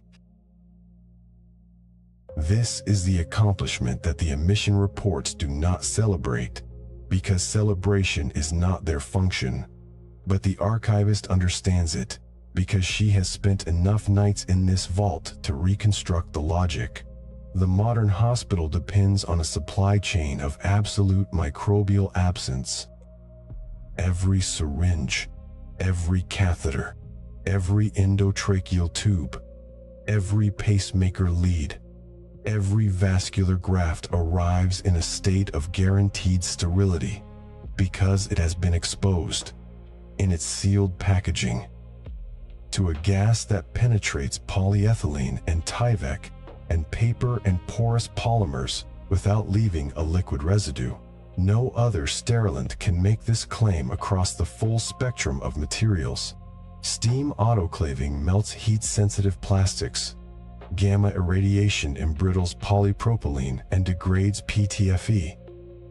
Vaporized hydrogen peroxide cannot reliably penetrate long, narrow lumens or multi-layer packaging. Ozone corrodes metals and requires concentrations that threaten worker safety. Electron beam irradiation cannot reach shadowed surfaces inside complex devices. Ethylene oxide, at around 50 degrees Celsius and 30 to 60% relative humidity, diffuses into every crevice, alkylates the DNA of every bacterium and spore and virus, and then, during the post-sterilization aeration phase, slowly desorbs from the polymer matrix over hours or days. This process is the basis of roughly half of all sterile medical supplies produced globally each year, an estimated 20 billion devices and counting.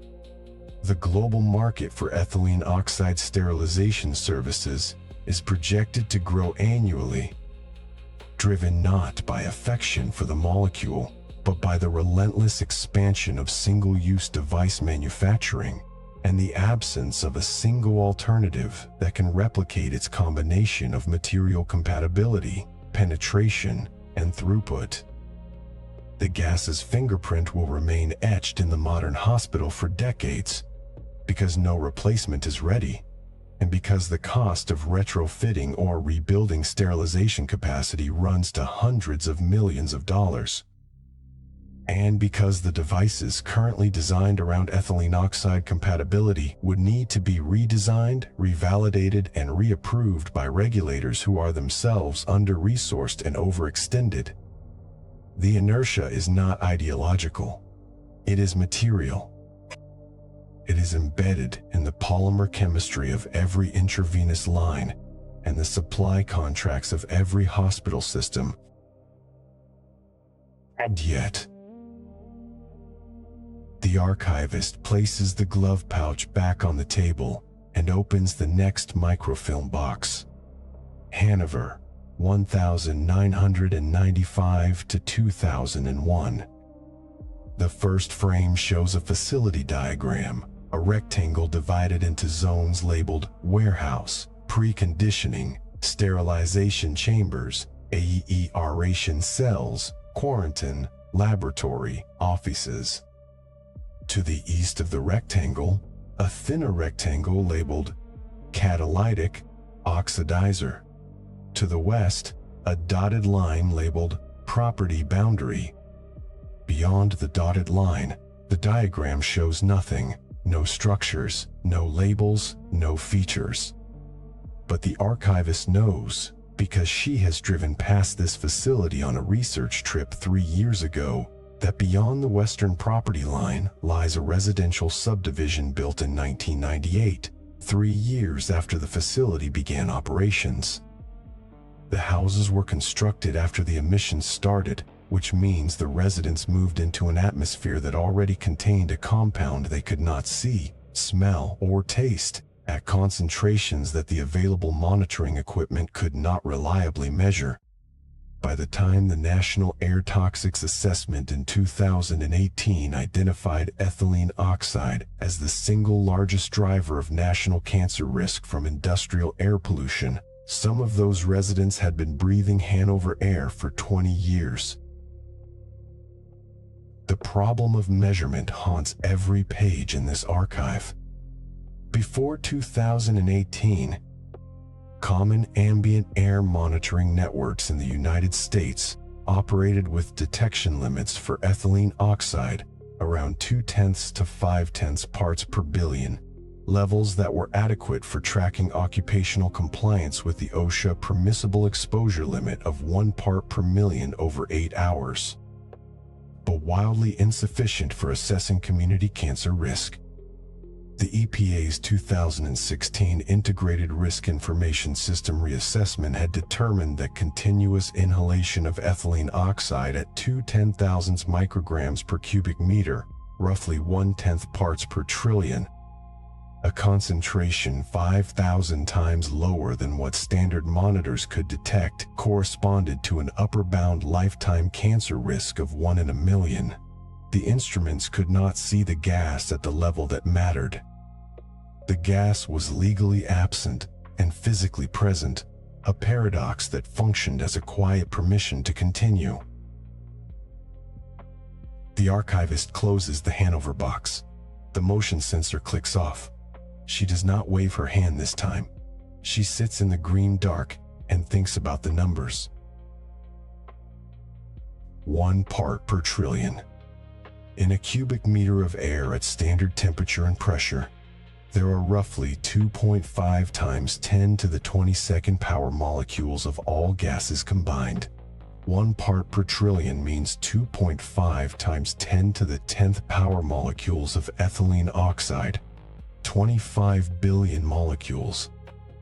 That is the quantity, invisible, odorless, distributed through a volume the size of a refrigerator, that corresponds to a cancer risk of 1 in a million over a lifetime of continuous exposure.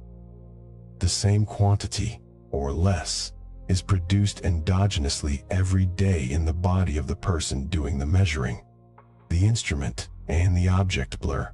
The baseline and the signal overlap. This is not an argument for inaction.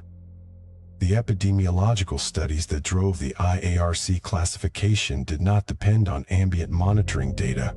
They depended on occupational cohorts with known high exposures, chemical plant workers, sterilizer operators, who showed clear excesses of lymphoid cancers, breast cancer, and leukemia. The dose-response relationship is real.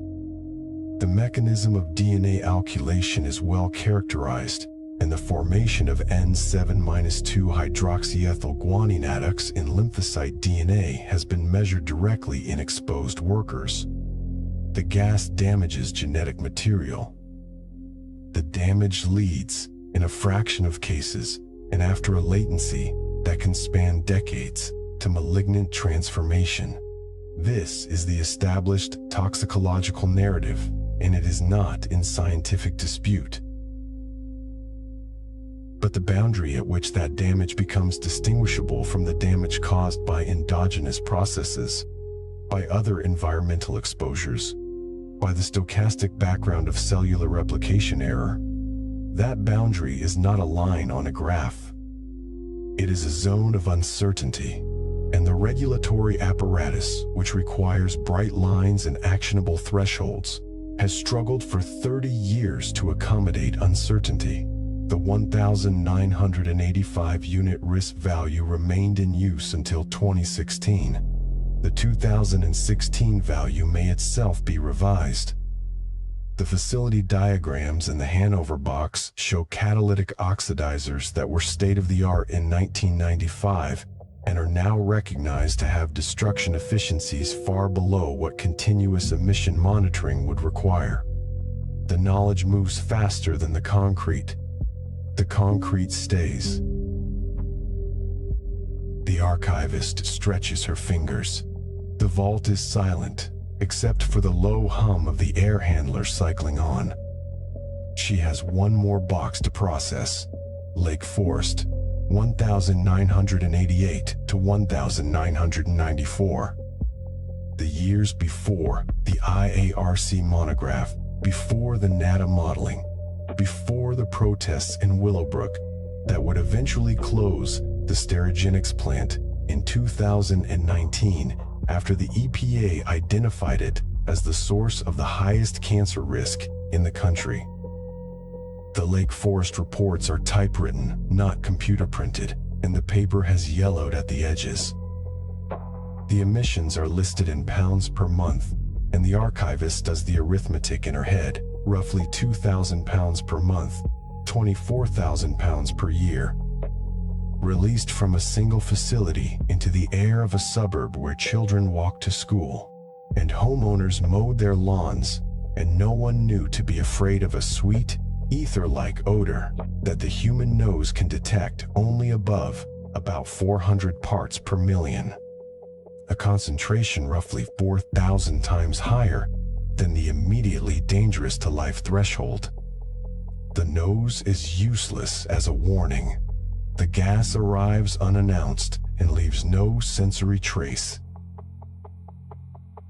She thinks about the endogenous production again, the ethylene that forms in the gut and oxidizes in the liver, the epoxide ring closing in the warm dark of the body's interior.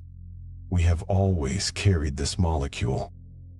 It is part of the metabolic cost of being aerobic organisms, of using oxygen to extract energy from carbon compounds, of maintaining the complex lipid membranes that define cellular boundaries. The same oxidative chemistry that sustains us produces, as a minor side reaction, a molecule that can alkylate our DNA. The body has repair mechanisms for this. Base excision repair, nucleotide excision repair, pathways that have been conserved across hundreds of millions of years of eukaryotic evolution, but the repair is not perfect. The background mutation rate that drives evolution, and occasionally drives cancer, is partly attributable to endogenous mutagens, and ethylene oxide is among them. The sterile gas is an ancient metabolic ghost, as well as a modern industrial signature. We both make it and mourn it. The archivist slides the last Lake Forest spool into its new polyethylene jacket and labels it with an archival pen, LAK Forest, Emissions, 1988, 1994, Silver Master, Do Not Project. She places it in the acid-free carton with the others and closes the lid. The carton will go to a shelf in the third sublevel, where the temperature never varies and the air is stripped of anything reactive, and there it will sit until someone requests it, or until the funding arrives to digitize it, or until the record's retention schedule authorizes its destruction. The emission reports will outlast the emissions they document. The paper will endure longer than the gas, which by now has photolyzed or hydrolyzed or been washed out by rain into soil and groundwater, diluted beyond detection, metabolized by bacteria that recognize ethylene oxide as a carbon source and convert it to ethylene glycol, and then to oxalate, and then to carbon dioxide. The molecule's journey ends, as all journeys end, in the great biogeochemical cycles that process everything humans produce into something the planet can reabsorb. But the archive does not close easily. The last item the archivist handles is not a microfilm. It is the single cleanroom glove in its sealed pouch, left by the visiting technician, still labeled Sterile, EO. She considers returning it to the medical device division, but it is past midnight, and the division offices are locked. She considers placing it in the lost and found bin by the elevator. Instead, she sets it gently on top of the carton of Lake Forest microfilms, where it will wait until morning. A cleanroom glove, packaged in materials permeable to the very gas that sterilized it, sitting in a climate-controlled vault whose air is filtered to remove reactive compounds. Outside the vault, beyond the concrete walls and the security doors and the perimeter fence, the same air that surrounds all of us moves unchanged through the night. It carries ethylene oxide at concentrations that vary with proximity to industry, with wind direction, with atmospheric mixing height, with time of day and season of year. It also carries ethylene and methane and reactive oxygen species formed by photolysis of ozone. Somewhere in that moving air, in the warm interior of a living body, or in the cool upper troposphere, an epoxide ring is closing or opening, forming or breaking, alkylating or being repaired. The archive of this molecule is distributed, continuous, and unsealable. The vault contains only a narrow selection of its paper trail, a record of what was measured, permitted, reported, and challenged. The rest is in the air and in the blood, and always has been. What was found below was not a villain. It was a triangle, a ring of 3 atoms strained into a geometry of permanent hunger. A molecule that did not choose its fate but simply reacted, alkylating bacterial spores and human DNA with the same chemical indifference. The sweetness that perfumed a Parisian laboratory in 1859 was the same sweetness that drifted over Willowbrook a century and a half later, undetectable to the nose at the levels that mattered, measurable only in the broken chromosomes counted by a technician at midnight. The sterile glove pouch labeled Sterile EO, sitting on a federal archivist's table, carried the whole paradox, a device that protects life, made safe by a gas that takes it away by inches. The post-it note stuck to the 1,985 risk assessment said, "What the columns of numbers could not. Assumptions may be wrong." The truth that became visible is that progress does not announce its cost. Ethylene oxide saved more lives than any alternative sterilant could have. Millions of surgical patients, millions of pacemaker recipients, while also writing a slow statistical ledger of lymphomas and leukemias into the air of communities that never signed the consent form. The cost could no longer be hidden because the instruments finally grew sensitive enough to measure parts per trillion, because the karyotypes accumulated in file cabinets, because mothers in Willowbrook stood in the street and refused the mathematics of acceptable harm. The evidence changed the law, finally, in 2024, mandating 90% reductions. But the archive also revealed a deeper immobility. The gas remains woven into half of all sterile medical supplies, and no single alternative can replace it. The broader human implication is this: the most useful things are often the most indifferent to us. A molecule that sterilizes a catheter also alkylates a guanine base. The geometry does not negotiate. The debt is not malice. It is physics. The pressure on the hull begins to ease. The darkness above thins to gray, then to the first suggestion of light. The hatch opens not with a bang, but with a slow release of seals, and cold sea air rushes in, carrying nothing sweet. The vessel surfaces. The recovered evidence, the flask, the karyotype, the summa canister, the glove pouch, remains on the deck, no longer submerged. The archive file closes, but the truth does not go back into the dark. Some compounds are safest when they remain evidence, not experience. The descent was close enough. If this kind of quiet descent into science and history is what you came for, you can subscribe to the Deep Archive. The air moves unchanged. The ring still strains.